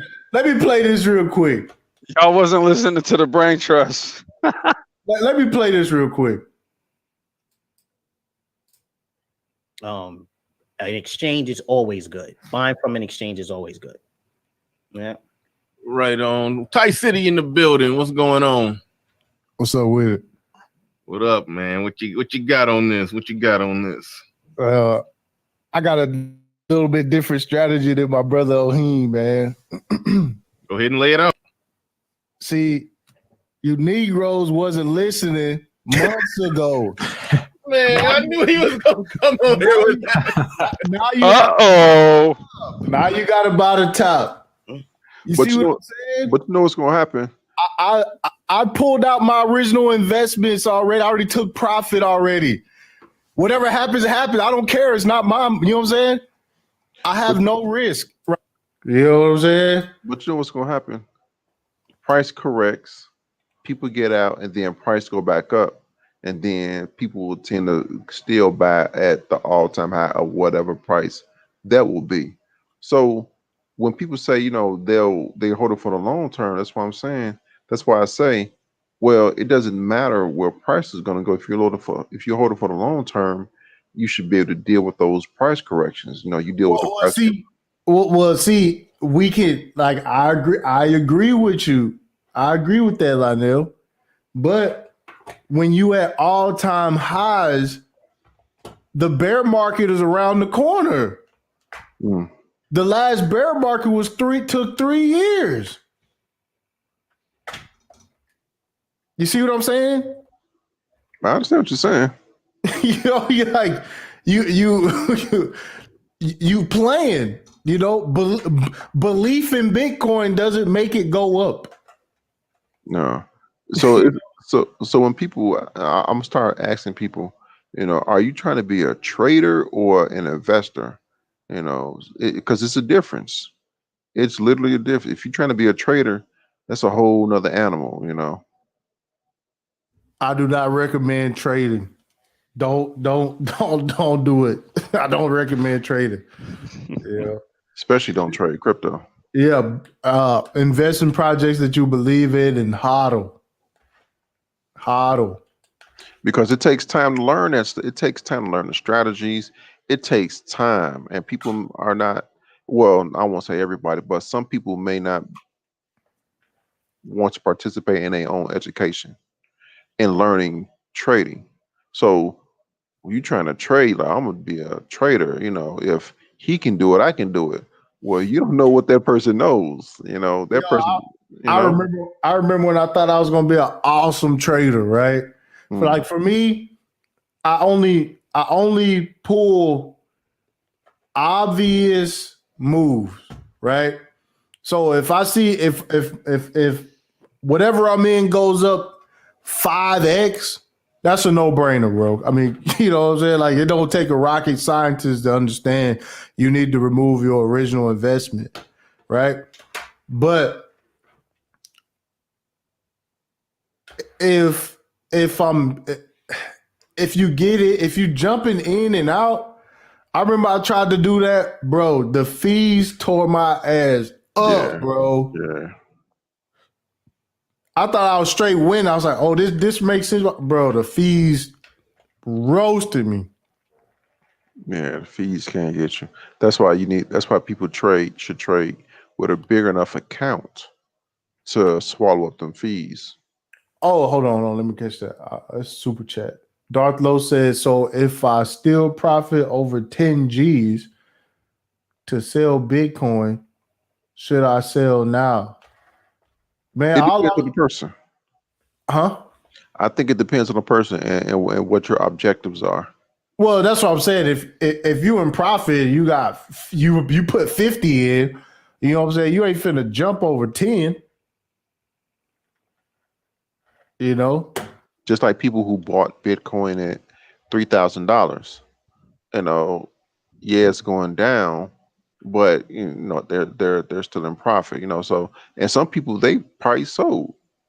No, it Is just that link depends on the that I person. posted earlier? I have long-term positions, and then I have short positions where I jump in and out with. You know what I'm saying? That's only to enlarge my long position. Is that link that I posted still? And I don't know if it's still there. Did you put it in the back? No, I posted it in the actual chat. I'll post it again, bro, because I'm gonna have to go back and listen to it. All right, man. Because y'all, man, it's like stop listening to these PUAs, man. Yeah. Go watch some. Go. Fuck with Lionel. Fuck with the Brain Trust. Fuck with TipTycity. Fuck with some real shit. Yeah, man. Deal with Sick of this shit. Listen to niggas who lost. Just listen to niggas who've been fucking with it for 5+ years. Put it like that. Yeah, well, yeah. I mean, let these niggas tell it. You know what I'm saying? They never lost. The guy took L's with this shit, man. A lot of people took L's, man. But we stayed and we learned. Nah, yeah, we stay and we learn. But some people, see, what happens is they go missing during the bear market. Oh yeah, yeah. They delete they predictions and they movements. They delete videos and shit. Yeah. So like I said, I am a high school dropout on YouTube. You should not be taking financial advice from me. Contact your local certified financial planner. Yeah, call somebody. I'm not that. We just got our lessons that we learn from licking our wounds, and we trying to bestow logic. That's what I was like, man. I better get educated on this shit. You know what I'm saying? I'll put my money into something just hoping it go up, man. I don't even know what this stuff is. That's what sent me down my crypto journey. Took that L, bro. You don't understand. 19,000 all the way down to 3,000. Yikes! Bro, I had to learn how to spot trades, bro. Because to me, how to read a chart. Yeah, because to me, I lost. You only really lose when you sell, really. But to me, I had lost, bro, and I couldn't take that loss, bro. I couldn't take that loss. But if you can't learn to accept to take losses, man, you don't need to be in this shit. Yeah, absolutely. Absolutely. Losses are part and parcel of investing. Hey, it is. That's shout out to Ramil. Ramil was like, you ain't make no bad trades. I was like, not no more. not no more. Shit. I Have you ain't been doing this for a minute? No. Yeah, I'm not riding a 4X gain back to where I got in at. I'll never do that again. No, the fuck. Why? What was the whole point? Yeah, Blaze, mastering emotion is key. You know how, bro. Do you know how hard it was for me to sit on my hands? Like, I put a big position on polymath, and I had to watch everything else take off. I had to watch everything else just take off, bro. And Man, you gotta look at it like, dude. It's like, dude. I'm gonna just relate it to something, just to give you an analogy, right? So like when I grow weed, right? When I crack the seed, bro, I don't sit there and just look at the seed. Yeah. I just stick it in the dirt and just, dude, I'll throw some water on it, and then one day I'll come out, dude, and it's popped up over the dirt, right? It's the same way. Bro, but have you ever planted some shit, watch everybody else weed just fucking blossom and bloom while No, nigga, I'm the only one growing weed over here. Yo, that's what it was like for me. I'm like, damn, look at Stellar take off. You know what I'm saying? Look at this take off. Why are these all taking off? My position, right? My position is like down 0.05%, just stagnant, dog. Just sitting there. And I'm like, dang, man. Then, I had an alert go off on my phone. I look, I'm like, okay, we got some movement. Okay. Then like 3 or 4 days of that, I'm like, I ain't gonna ride this one down. Darth Lowe said, I can't take a loss unless Bitcoin falls below 3 G's. Man, that's what's up. Yeah, it's a long way to go. Yeah, man. You solid for now. Don't get comfortable though. Real shit, man. You never know. I'm looking. Hey, man, go hit that link I posted and go watch that shit. I am, bro, because I've been calling a black swan event for a while on Bitcoin, man. Like, just the way it's set up. Lionel, no, I'm a skeptic. You know what I'm saying? I'm not long Bitcoin like that. Bro, all you gotta do is go click that link. The part where the chick says that it's in for she didn't want to call it I forgot what word she used, but the second word was correction. Okay. And then after that, she was basically just saying, like, hey, look, just be smart about it. Like, she's just kind of like giving you the heads up in so many ways. And like you could like read the chat, and then homeboy's response to that, they were like, oh. They were just like, hey, just keep your eye on some shit. Yeah. What up, Judge? Yeah, market correction. Hey, good. Yo, and see, my thing is too. What up, Captain C? I learned that, like Bitcoin is 24/7 trading all the time, no days off, bro. So, like, you can go to sleep, and then the Asian market wakes up, and they all decide to just dump on you. Yeah, that was going on big time. Like, people, like, you had to watch what the rest of the world was going to do. Because go look up the 24/7 Bitcoin tickers that are playing on YouTube and just watch it. Yeah, and see, we've been boosting up the price because some bullish news came out somewhere, and then over in China they'll be like, okay, well, we'll take the profit off of that. Thank you very much. Yep. I mean, they're holding an awful lot of it. Yeah, man. That's another subject. Yeah, that's the wild part, man. They not finna. I don't know, man. 2021 finna be a crazy year, man. Anything else y'all want to add? No, man. Actually, I'm about to shake out here myself. I got to start getting my little one ready for bed. Appreciate the live stream, bro. Cause yeah, we got a lot of nouveau crypto experts in the Yeah, man. I space. was like, what the hell So are they yeah, talking about? I'm sitting there listening to these dudes. I'm like, what are they? Why are they telling people to get in at all-time highs? Like, I just could not fathom telling somebody right now is the perfect time to get in. And then the next day it goes down. It's like, bro, like, you're not embarrassed? it's You the know what I'm perfect time to get in if you're a PUA. You're not ashamed? Yeah. Captain C, man, I appreciate the support, man. Thank you for the super chat, man. I appreciate it. He said, "Smart traders buy the dumps." Yeah, not even There the you dip, go. the damn dumps. Dump. Yeah, come in, scoop something up real quick. Well, yeah, I ain't got nothing else. Yeah, man, I appreciate you coming through, Lionel. Hey, spam the chat too. Yeah, man. Subscribe to Lionel, please. And we're gonna be on the Brain Trust tomorrow discussing why the feds raided Ducati. Uh-oh. What's going on? What's going on with Ducati? 2021, bro. That's what's going on. Hey, guys said, try to be famous, man. Make me a famous crypto dating expert. What the fuck y'all got going on around here, man? Huh? Y'all boys tripping around here, man. We got Manosphere Financials going on. Manosphere Financials. Y'all boys need to fall back, man. You know what I'm saying? Like, oh shit. Well, that didn't work. Let me try this. That didn't work. Let me try this, man. I just like, ugh.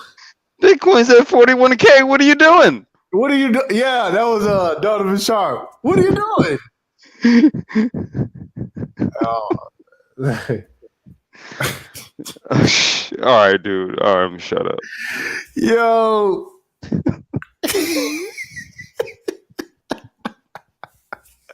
It's at 41K. Oh man. What are you doing? Yeah, real. Are you convinced? Are you? Yeah. What? What's holding you back? Throw your money in. What's stopping you? You big dummy. You big dummy. You know.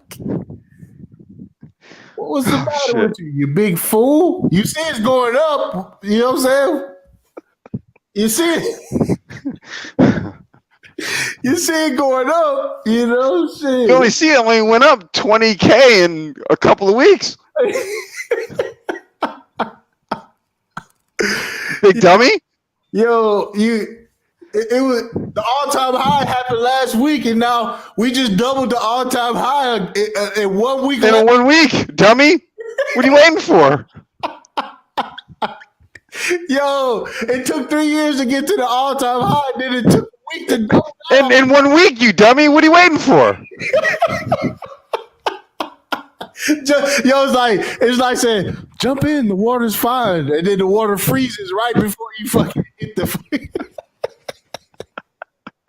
Come on, fuck. The water's warm, you know.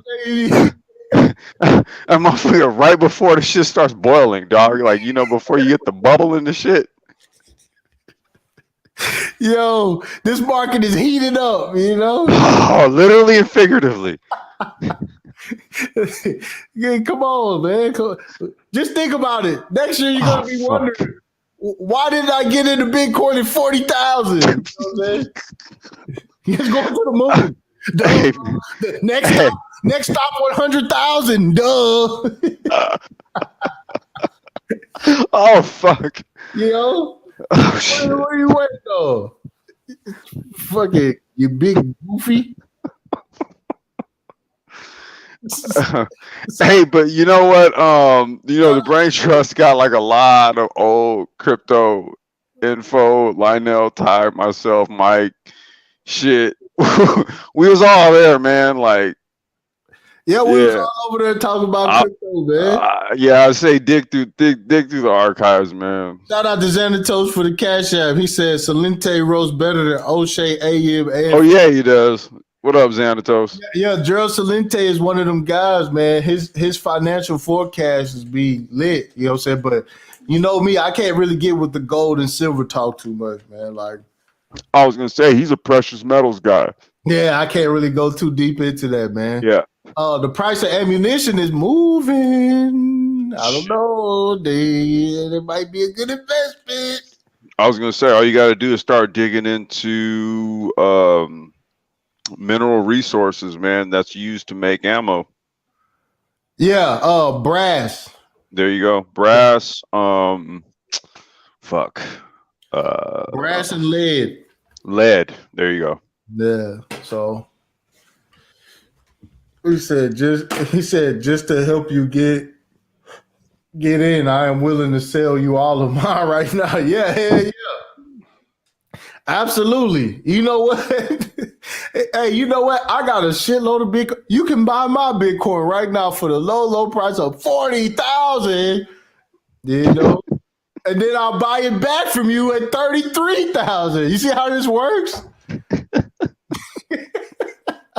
Yo, the veterans in this space have a thing called bags. You know, I'll sell you my bags and buy them back later. That's what they say. You know, I'll buy your bags later. I'll buy my bags back from you later. You know, yeah, Dorian, them old crypto streams, man. We're talking about XRP. Goddamn, 17 cent XRP was that, bro. 17 cent. You know, short sale for your ass. Yeah, everybody. Then they, bro. Do you know how many?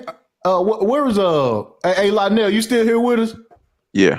I think he's there. Yeah. How many long positions got liquidated in the past 2 or 3 days? A lot. Lot. Because a lot. Yeah. See, that's what I'm saying with this volatility. You're waiting. People are waiting to short all-time highs. You know? People waiting to short Tesla like crazy. They what's his name? I'm trying to remember the name of the company that they are the most aggressive hedge that does just that. Tries to short Tesla. They stay losing though. Yeah. I haven't seen dude on the news in a good minute. I'm trying to remember his name. But they were famous for that shit. Trying to short Kramer. That dude Kramer. Yeah, that dude Kramer was going ham, man. When? Kramer was talking about Bitcoin. Oh shit. And then he tried to switch his tune up. And it's like he all over the place, man. Kramer's stupid with it, dude. Like he's all over the fucking place. He was like that with cannabis some years back. I believe he was. What was it that he didn't call? He told everybody to get into something crazy, and he lost so much credibility. No, that was the housing market, dude. When the fucking crash happened, that video's still on YouTube. When he fucking lost his shit and he went haywire live on his show. That shit is still on YouTube. Yeah. That shit is still up. That was his claim to fame when he. Yeah, that's his claim to fame. Yeah, he was going ham on the housing market. Like he had just told some people some shit, and then when BlackRock fell and all that other shit, he fucked around and lost his shit because he had just told people a bunch of shit just like a week before. Zero said Whipcoin. Damn, Zero, you late, man. We just roasted all the Manosphere Bitcoin recruiters. All the PUA crypto experts. The all-time high guys. Now it's a chance of a lifetime. 41K, what are you waiting for? 41K, what, can't you see it going up, you big dummy? What are you doing? Don't just stand there. Get in now, niggas. Yeah, to get in now. Yo, get in. Then you liquidate all along, so your position, now you just sitting there riding the slide with your weak ass, you know? Huh? We going down, boys. Yo, yeah, the crypto. Hey, yo, I gotta bounce, man. Let me get my shorty. Let me get it ready for bed, man. Nah, I gotta go too, but Solo TV got a cryptocurrency course that he put together. You know, I don't know what's in it, how it's working, but you know, he got a course. You know? Yeah, Zero. It's going to 500K tomorrow.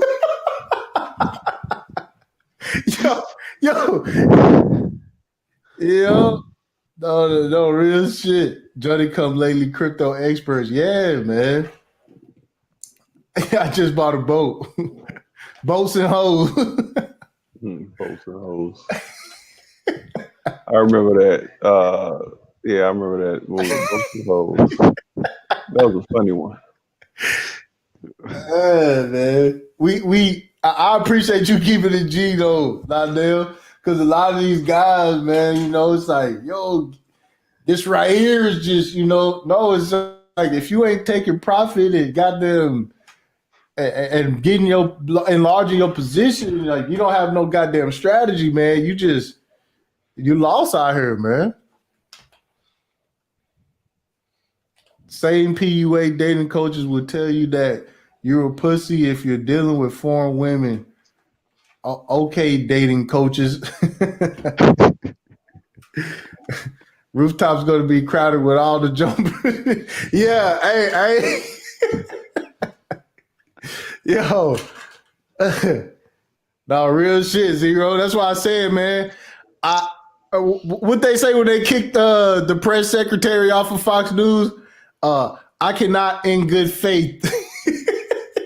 Oh man. I cannot in good faith recommend Bitcoin at double the all-time high that it just got to last week. It took 3 years to get to 20,000, and then it did another 20,000 in like 1 week. You know? What do you think it's going to be tomorrow?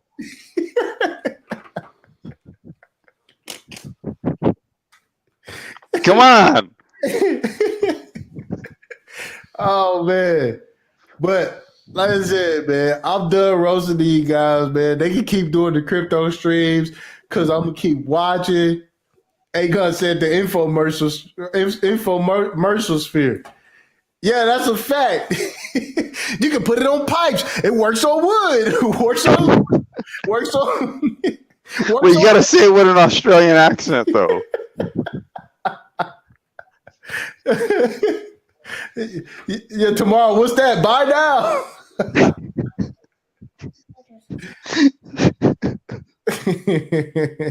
Yeah, real shit. Fanfare weather, crypto fanboys. Yeah, man.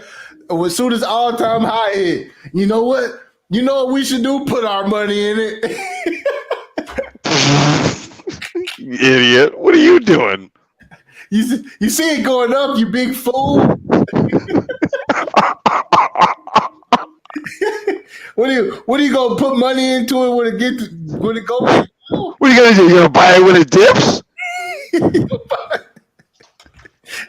You gonna buy the dump? Yeah, yo, Bitcoin has no historical support lines at these all-time highs. There was no capitulation at any level. It just went up. Nobody knows where the bottom could be if they just pulled the goddamn rug, man. You goddamn fools. Yeah, Blaze like 2017 never happened. Yo, Zero, that dude, one master teacher called Ethereum a root, man. Let me pull it up. I don't want to lie. Bitcoin. Bitcoin. Here we go. The economic uncertainty that we have. I'm attacking the space again. Here we go. Using these instruments as a hedge. Hold on. So typically what investors would do is that they would put money in gold. Right? Yo, so the dollar year yield curve just bounced hard as a motherfucker, bro. So now these dudes run around talking about people was investing in Bitcoin because of the market uncertainty. Like, Like, As if, like you said, there's no previous line with Bitcoin, as if that shit ain't uncertain. yo, 4 days later, 4 days later, the dollar yield curve just fucking bounced. Assess Here we go. if Hold on. Bitcoin is a good place to put your money. Hold on. I seen some market indicators today. God darn it. Here we go. No, this ain't no beef shit, man. I'm not taking this out of context. I'm just saying what he said. Okay. So this is where I'm at with my Bitcoin today. Okay. So over the last, I believe a little bit before Christmas, I believe Bitcoin was about $23,000. The all-time high. Yo. Bitcoin. That's when I jumped in. I seen some market indicators. Oh no. Yo, you see market indicators when there's no historical reference for you to have any goddamn indicators at 23,000, dog. It's called an all-time high for a reason. Yeah, they're like, what indicators did you see up there? Because it's never been up there. What are you? Yo, of course, he does not. He does not say the indicators. He doesn't say anything about the MRI. He said he has nothing against what moving averages, golden crosses. He didn't name none of these goddamn indicators. He just says some indicators. Like, nigga, what indicator that has never been this high before? Nigga, that hype. Nigga, the hype indicator. You know what I'm saying? The Elon Musk indicator. Hold on. Yeet coin. Hold on. Nah, because y'all made me bring out the clip now, man. I forgot how utterly ridiculous this shit was. That gave me an idea that Bitcoin was about to explode, and it did. Oh, it exploded, all right. Oh yeah, it exploded. As you can see here, I purchased $10,000 worth of Bitcoin, and I received in earnings already $4,000. That's pretty nuts.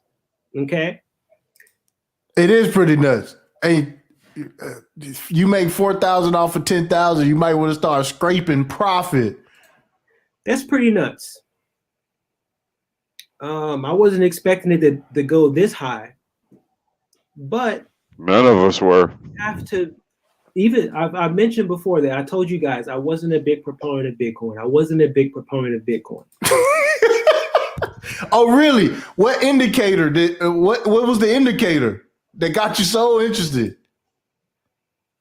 The reason why I said that, if you guys remember, is because I said there's no historical data to back Bitcoin. Yo, no, Bitcoin been recorded since 2009.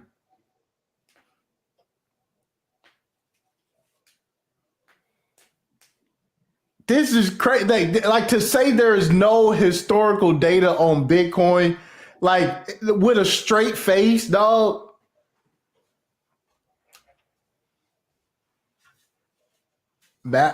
Master teacher. I can't. There's no historical data points I can look at. There's no historical data points on Bitcoin. Yo, I'm sitting here listening to this. I'm like, is this the guy? You know, he trades Forex and shit. He said, Zero said, you have to tune out all finance niggas. Like I said, yo, this is just it's like there's no historical data on Bitcoin. It's 2021 right now. How can you say that? You know,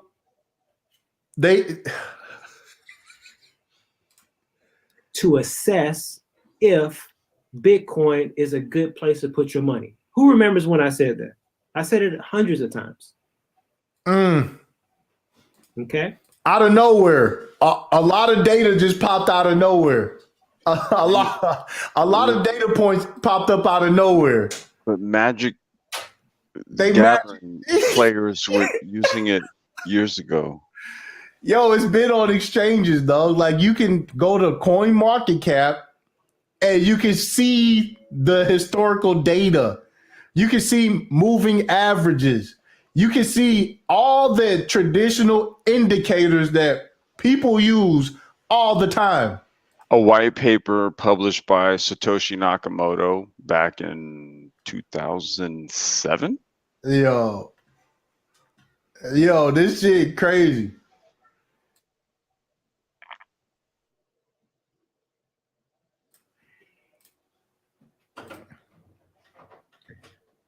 With Bitcoin rising in December,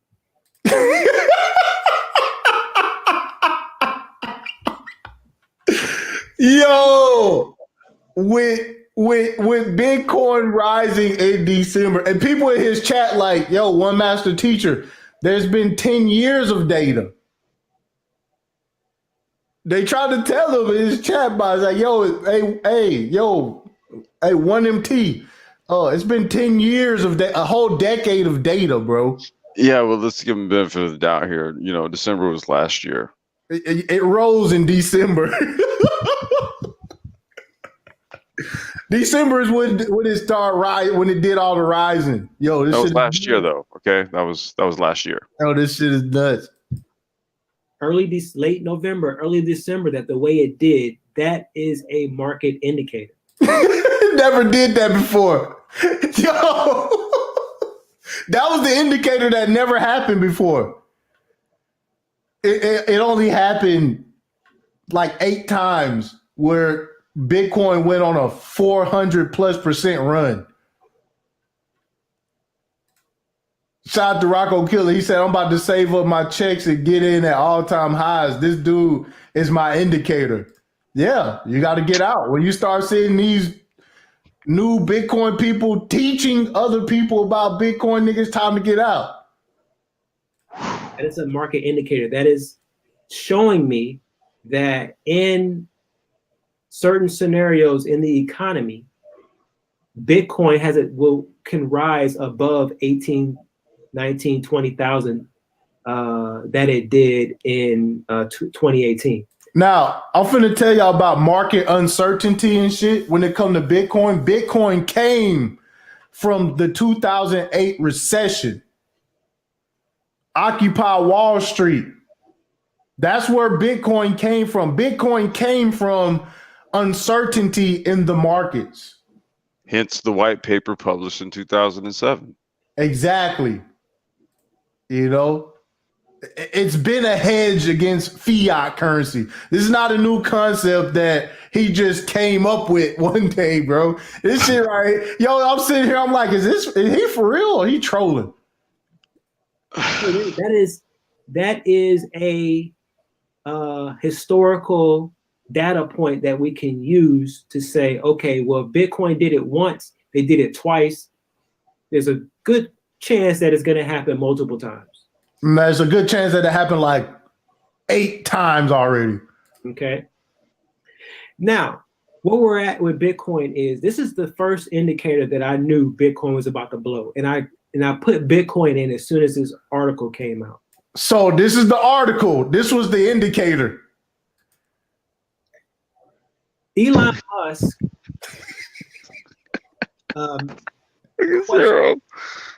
if he could send large amounts of money, transfer large amounts of money in Bitcoin. Yo,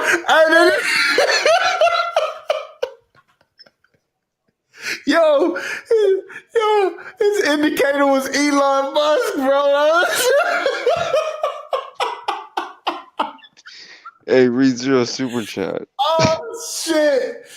Ah, man, my bad, man. My ribs hurt, man. Laughing so hard, bro. These guys is funny.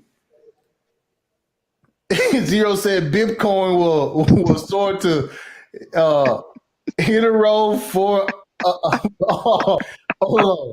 Hit a unforeseen heights really soon. Hurry up and buy now. Please, thanks, do it now.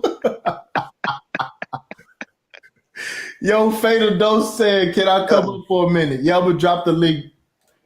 All right, y'all. No, hey, man, I really gotta. Hey, I gotta bounce too. I gotta get my daughter All ready. right, bro. Yeah, Okay.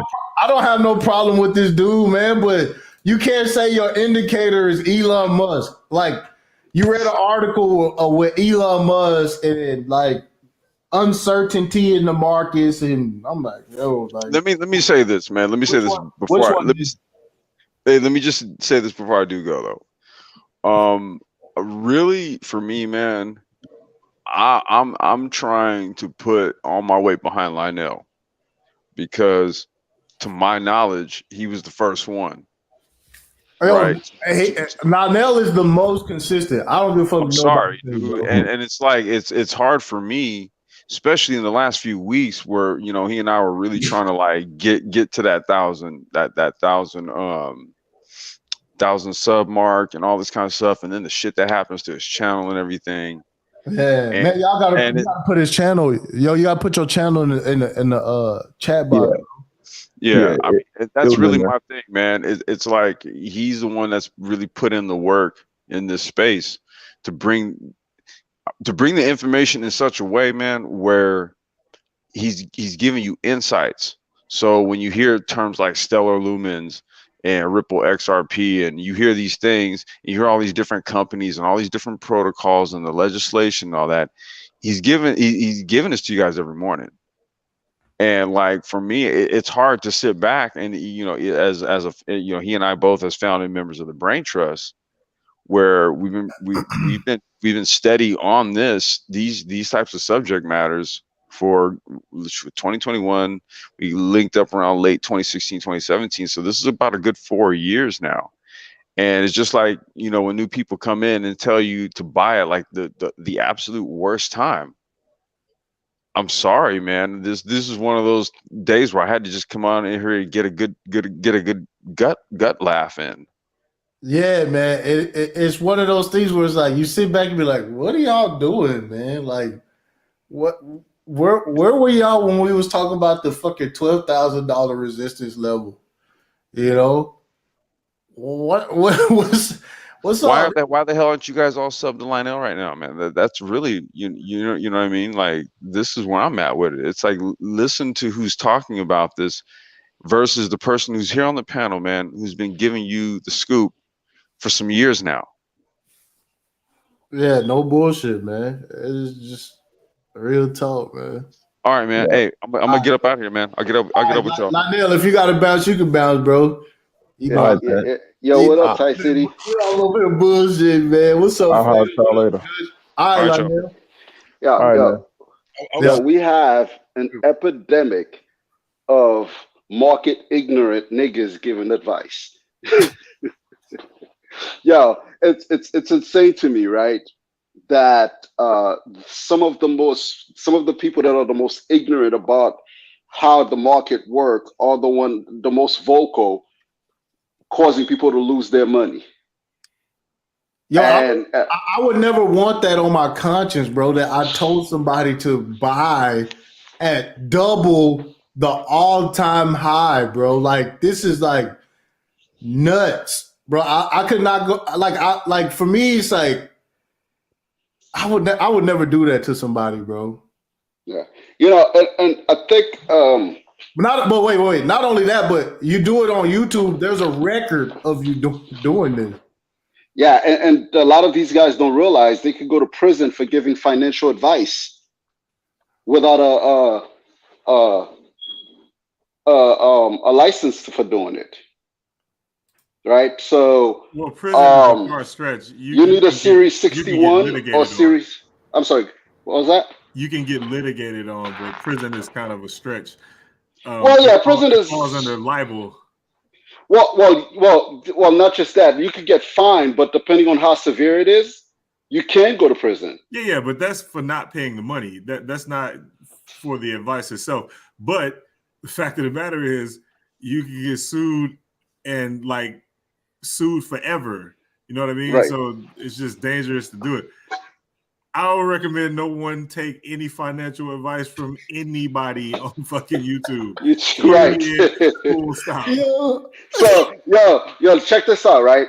Back in 1997, I started working at ADP. They had a brokerage service division, and what we served was market data. I had to take 2 weeks of classes to understand how the market work and to be able to talk to the brokers and the traders and things like that, right? It was mandatory for me to work there. And over the years, I've learned so much about the market, investing my own money and sitting on the trading floor. And still today, I would not give someone financial advice. Me either, man. Yeah, and these Johnny come latelys will learn about Bitcoin, don't even understand what the heck the technology is, and they'll sit there and pretend to know what the hell they're talking about. And it's not just black YouTube. I'm finding this across the board. The white dudes are doing this crap too. Yeah, I remember when who was that? That was what's the name of those twins? Them dudes was doing crypto. I was like, Winklevoss. no, not Winklevoss. The two black dudes.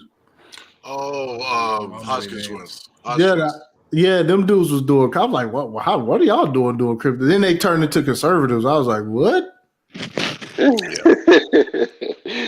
Well, that didn't work. Yeah, that's what I'm saying. It's like, huh? What the fuck?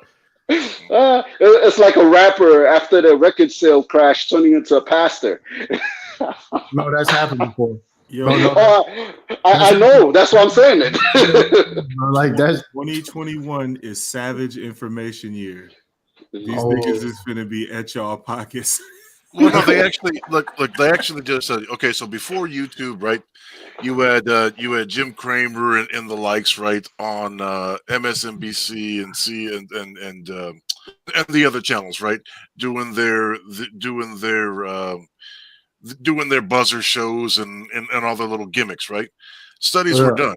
Studies were done. If you did the opposite of every piece of advice that they gave on their channel, yes, you would have been successful. Yes, okay. So MSNBC, right? I'm gonna show y'all this. Hopefully, let me see if I can show y'all this. Give me 1 second, y'all. If Give me Kramer 1 came to YouTube and started streaming, I wouldn't believe shit he had to say. Hey, does anybody remember when Jim Cramer gave advice for people to follow Lenny Dykstra because he was a whiz kid? And he ended up losing everybody's money, and they were giving Jim Cramer shit about that. Peter Schiff when he told everybody to invest in gold. Oh yeah. Here's the thing, man. Oh wait! I cannot knock that because I did buy gold at 800. So I want to know what's going to happen when people finally realize precious metals is not coming back. Right. I want to know, like, when that day comes, bruh. Well, but precious metals just as the base. Like you said, you took the coursework with ADP. What did they tell you? What did they tell you in that? Precious metals are not investable. They're stores of value. Right, they're commodities. You're not buying it to get rich off of it. So I never bought the idea of getting rich of a precious metal. For me, it was more of a fear of the stock market crashing and the dollar losing its complete value. So it's just somewhere, as you said, Judge, that's where you store your value at. You know, if you're trading ETFs for gold, silver, palladium, platinum, as a means to try to scalp or to eke out a profit, you're doing it wrong. That's not what those are for. And you're setting yourself up. And again, as Ty said before, as he alluded to before earlier on the broadcast, you're setting yourself up to even if you're good at it and you make yourself a meager profit margin, it's gonna be eaten up in fees. Right. Yeah, that's when I thought I was killing it. Then I was like yikes! Like I'm not killing it. Yeah, again, it's savage information year. It's 2021. Gonna be eaten up in fees, and you still have to pay taxes off it. Yep. Niggas is not playing this year. Y'all better watch y'all fucking pockets all year. Like, this is the year everybody is at the bag. You see what the manosphere turned into, right? Everybody that gave up on the message and mission. You know what the motto is: business. So, yeah, I think Edward Anderson said he got a business like a sales thing coming. Yeah. Shit. So who's he's marketing niggas to market that? Yeah. No, that what he said. He said he was gonna do some kind of marketing thing. No, I didn't know. Where you think all these real estate niggas aiming their programs at? Yo, are any of you familiar with BitConnect? Yeah, Big Connect. I think it's important to form relationships with people. Yo, here's a funny thing though, right? When I first heard about BitConnect, and I was like, "Oh, that sounds interesting." No, niggas was killing it when it was working. At the beginning, right. It was but with BitConnect, bro. Yeah, but in the middle of that, the minute I read what it was doing, I realized, yo, this is a Ponzi scheme. Well, see, I understand network marketing. I was about to say Bitcoin MLM. Yeah. I understand that very well. You know, But again, okay, Sage. But Ponzi schemes don't mean you lose money. Right. Yeah, if you had as long as you're at the top. People to form relationships and connect and form business relationships. I think it's very important for people to connect and market with each other and get these real estate scams planned out. Packaged up right. I don't think anybody should be talking about anybody else's business because that's bad business for the management.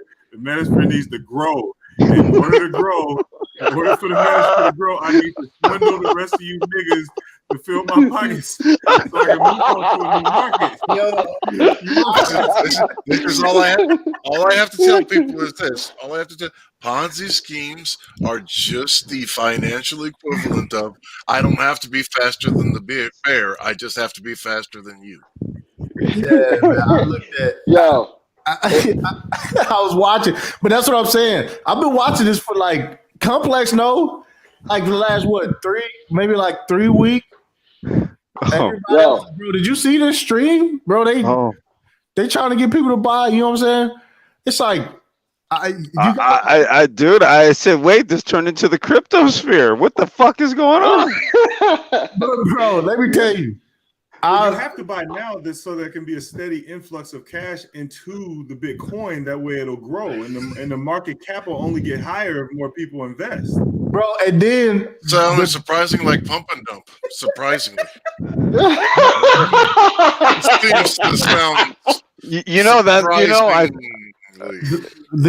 want to say that term came from the crypto sphere because that's what they used to do. All these ICOs pump and dump them. Yeah, that's what. No, that's what we do to women, man. That's what happens. I don't know what this pump and dump financial situation you're talking about. Yeah, it says pump and dump. They used to have Telegram groups where people like agreed to pump a coin. No way. Yes. So people, bro. So pump and dump actually came from Wall Street, right? You saw anybody saw the movie Boiler Room? Yeah. Yeah. So you have these penny stocks that they used to pump them up and make phone calls and get people to think that get phone calls. They get them to buy and pump the shit, dump them. Wait a minute here. Never Get to be this heard straight. from again. Let me get this straight. You saying to me that large industry players that have the ability to shift billions of dollars from one point to another could be phasing the market in some form or fashion? Yeah. What? But We call them whales. don't get discouraged if you lose money and shit. So all you got to do is sign up for my Patreon. It's over at Patreon/Get Rich Real Quick right now, and it's the membership is the first tier is $1 and the second tier is $5. I put really good information that I don't put that information on YouTube. Better information. Yeah. I got Yeah, even better information over there. I can't put that information over here on YouTube, so I put it over at the Patreon. Yeah. All y'all got to do is sign up, and there'll be a new video dropping like every week. You know, where I go into detail on how to really get how to really do it. This shit right here. I just be bullshitting over here. Nah, yeah. You know, sign up for the Patreon, and then you won't lose no money. Yo, on the real, yo, what y'all need to do is come to my Church of the Manosphere, where I will lay hands and say a prayer for you, and all you got to do is give 10% of your paychecks, every paycheck, as the tithes for the church demands, and I will do a prayer, and you will receive that blessing from the Lord through Bitcoin, my brother. Wait a minute. You're telling me you don't accept Bitcoin? Board coin. Make sure y'all come through on Sunday for the real estate live stream and show y'all how to get at these distressed properties for the low. Some of these houses. Yo,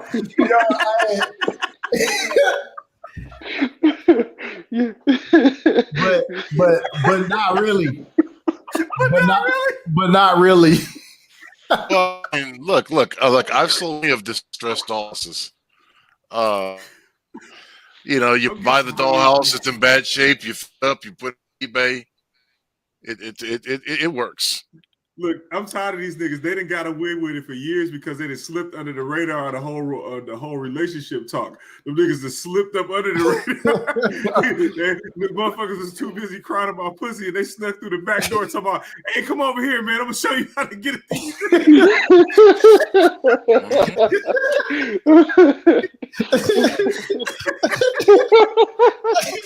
Yeah, no bullshit, bro. It's like. Well, listen, guys. I'm telling you this. I hear skateboards are making a comeback. I talk about that on my Patreon. I hear skateboards are making a comeback. Why don't you go ahead and invest? Why don't you invest in one of those stores right now? Yo, because, it's like, bro, you don't understand. Like, I took the fucking L, bro. Like, I tell people not to buy all-time highs because I was you. Looking at the price go up and sitting there like, man, could this be like, I need to fucking throw a couple grand at this bitch real quick. That was me. I'm trying to. What about Peloton? So now, see, the thing is, I be watching the chat when these dudes be talking about crypto, and people like, how do I get in? Like, right now, you can buy it on my Patreon. Niggas be getting their fucking Willy walk on. Motherfuckers come to their channel, they be like, "Come with me."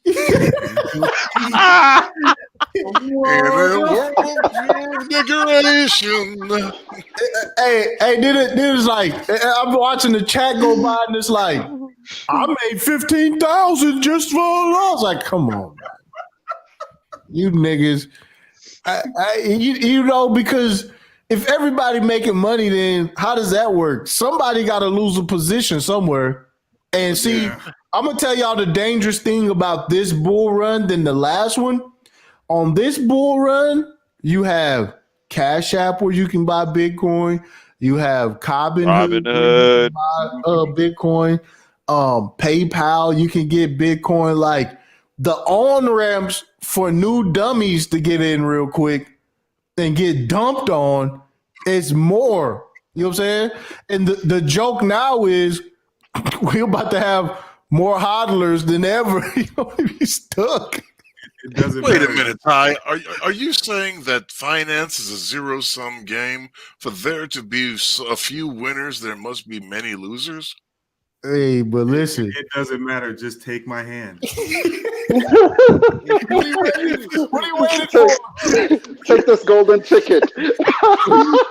Golden ticket. Buy a lot of coins. There's nothing to it. Yo, on the real though, did y'all hear the so back in 2017, right? There was this white dude that cashed out 140 grand out of his retirement account and put it into Bitcoin at like 19,000. Yeah, we talked about it. And then when it went down to 3, he made a YouTube video saying, I took my retirement and I put it in Bitcoin. Now it's $3,000. Yeah. He left it. It's a guy named Bitcoin Ben who All these fucking Bitcoin. Bitcoin Ben. Yeah, so this dude actually like documented selling his house to buy Litecoin when it first came out at like, I think it was like $5 each or some shit. Mm-hmm. And then he sold his house and cashed out into Litecoin. Next thing you know, boom. But it's just, it's a lot. Litecoin went up to 3 and never got back. Wait a minute. But what happened to Bitcoin? Charlie Lee sold all of his Litecoin at the fucking top last time. Yeah. He was smart. But see, that's the thing, and that's why I wanted to jump in here while I'm here to give him his props, because I shout his name everywhere. I always shout his name out for people to get some understanding, because I had to make it between trying to learn more about cryptos or trying to learn about Forex, and I went a different way. I couldn't do both at the same time. It was confusing to me.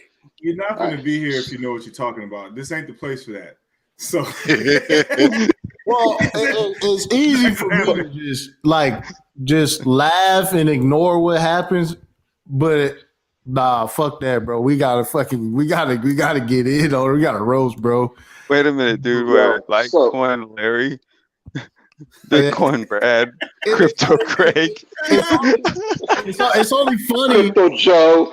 It only can be funny because I remember being here with Zero covering cryptocurrency with 10 people in the chat. And the price, tell me a little something about that. And the price was at like 10 to 11,000 or some shit like that. Yeah. And we just over here talking about it, you know? Yeah. No, I remember those days often. I was one of those 10, and sometimes one of those 10. And I get what you're saying. It's like it's not the fact that it's that you hear the course of so many people being with them, and like this is fundamentally flawed information. Fundamentally, this is going to get no one pays attention until the money gets up there, where it starts. Yes, like that's the time to get in. Zero, duh. 41K, duh. Y'all can do what y'all want. All I know is that this morning I was brushing my teeth, and by the time I was finished, I had $100,000. I started brushing my teeth. I had $20,000. When I got finished brushing my teeth, I'm rich, bitch. Yo, this is just as bad as all the other dudes that's online trying to get people to invest in Forex, telling them they're going to be rich. And I remember the first time I saw that, bro, I was mortified because I was working at a bank where they fired everyone in the Forex desk because this dude who's a professional lost almost $1 billion in a week on Forex. God damn. Yeah, it was bad. People they were escorting people out of the building and literally tossing them out on their asses. Yeah. And professionals will tell, I know professional Forex traders that sits on the FX desk at banks that will never put their own money in Forex. They will tell you never put your own money in forex. The only way they survive is because the institution have enough money to hold on to the losses until they're able to get the gain. Okay, and but there's really, really good at forex though. right. Say that again.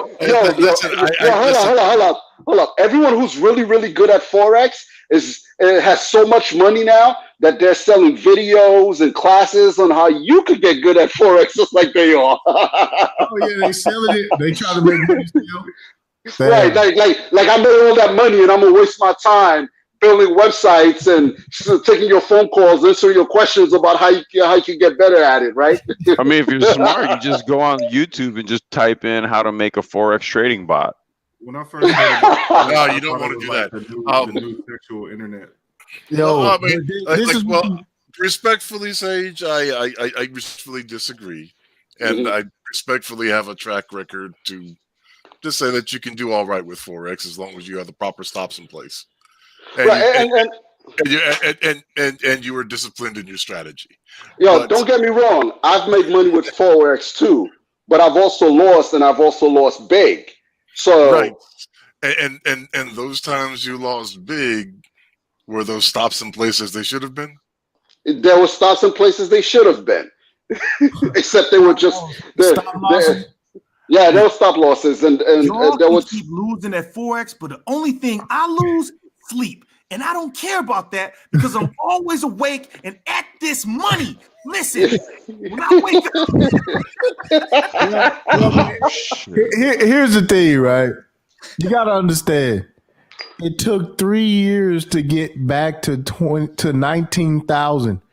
Right. Yes. 2 weeks to get to 40,000. Like, and that means it'll take 1 week to get to 80s, TipTycity. Keep trying to tell them this. God. Yo, it's gonna go to 500. It's gonna go to 500. That's how numbers, TipTycity. That's how numbers work. I mean, they go up and they go down. Every time I count on my hands, they just go up. I don't count down.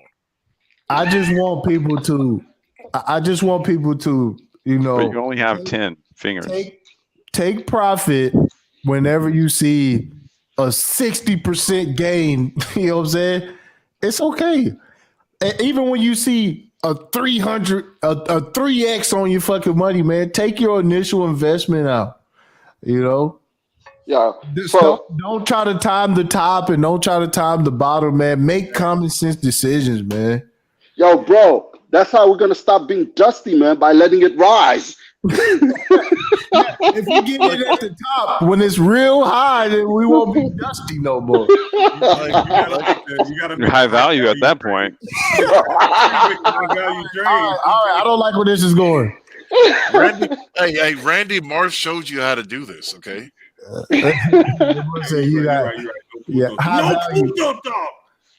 Yeah, Bitcoin is not high value enough. It hasn't been over 100,000 for 3 years. and it doesn't have a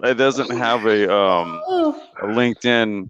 Yeah, it doesn't have a social circle either, like of a certain amount. Yes, Bitcoin is dusty. Wait a minute. It's a Henry. It's a Henry. Wait a minute. How many subscribers does it have? All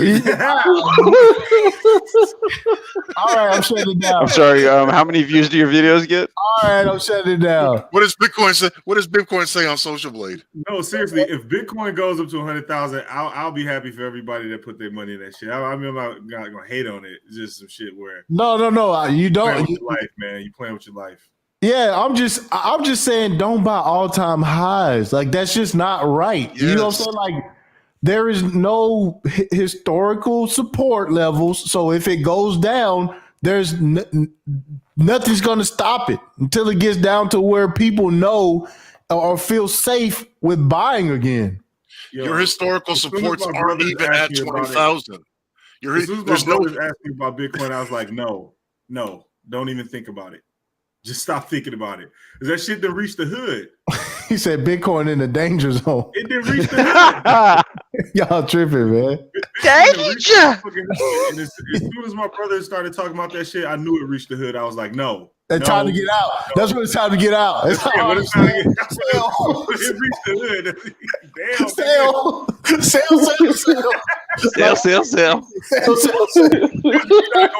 You gotta go pick one nigga that you know is dumb as a motherfucking live in the hood. And if that nigga say Bitcoin, you know it's time to get out. That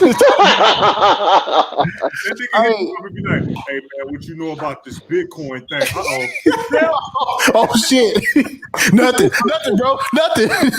Why you on your phone pushing the button? Like, Hey, you know, hey, Zero, or it's a little more subtle, where y'all just chilling and shit. This nigga on his phone's like, and you just hear him mumbling to himself. Let me check my Bitcoin real quick, and then you sit there and you're like, sell. You walking past, stopping, you hear it. It might be too long. It might be too late. You know, like shit. I should have sold yesterday. Trading app can't open fast enough when you see that. I see this big red candle. Like, fuck, this nigga done made the whole shit drop. You start blaming him and shit. Like, you did, man. You're at the strip club, right? And the nigga throws a phone on the bitch, and you're like, "What you doing?" It's like, "I'm making it rain, nigga. Bitcoin." Oh no! Why you laughing? They say them bitches in the strip club got QR codes, Cash App. You know what I'm saying? QR codes, bro. And word? I don't do strip clubs, so I wouldn't know. I don't either. I'm just saying that's what they're using. Scanner titty codes. Yep. So there you have it. You know. But I'm finna get out of here, man. I'll holler at y'all boys later, man. I appreciate y'all coming up. If anybody go open up a stream, man, you welcome to drop the link. I'm going live later, man. Another hour or so. Or I don't have the link with me right now, but yeah, just follow through the brain trust. Y'all want to check it out. Anybody else? Nah, I'm all good. All right, later. Yo, hey, Zero, before you leave, bro, I heard y'all niggas, man. I went back and listened to some of y'all replay, man, and y'all niggas doing the E40 shit was funny as shit, bro. Oh, easy for sheezy. Hey yo, Zero. I keep looking for your channel, but I cannot find you online. Could you drop the link for us, man? You have to search. Yeah, I've been searching. That's all right. That's all right. Nobody watches it. It's Zero hate. Yeah. That's all right. Nobody watches this shit anyway. Exactly. Hey, what we say? You the fuck boy.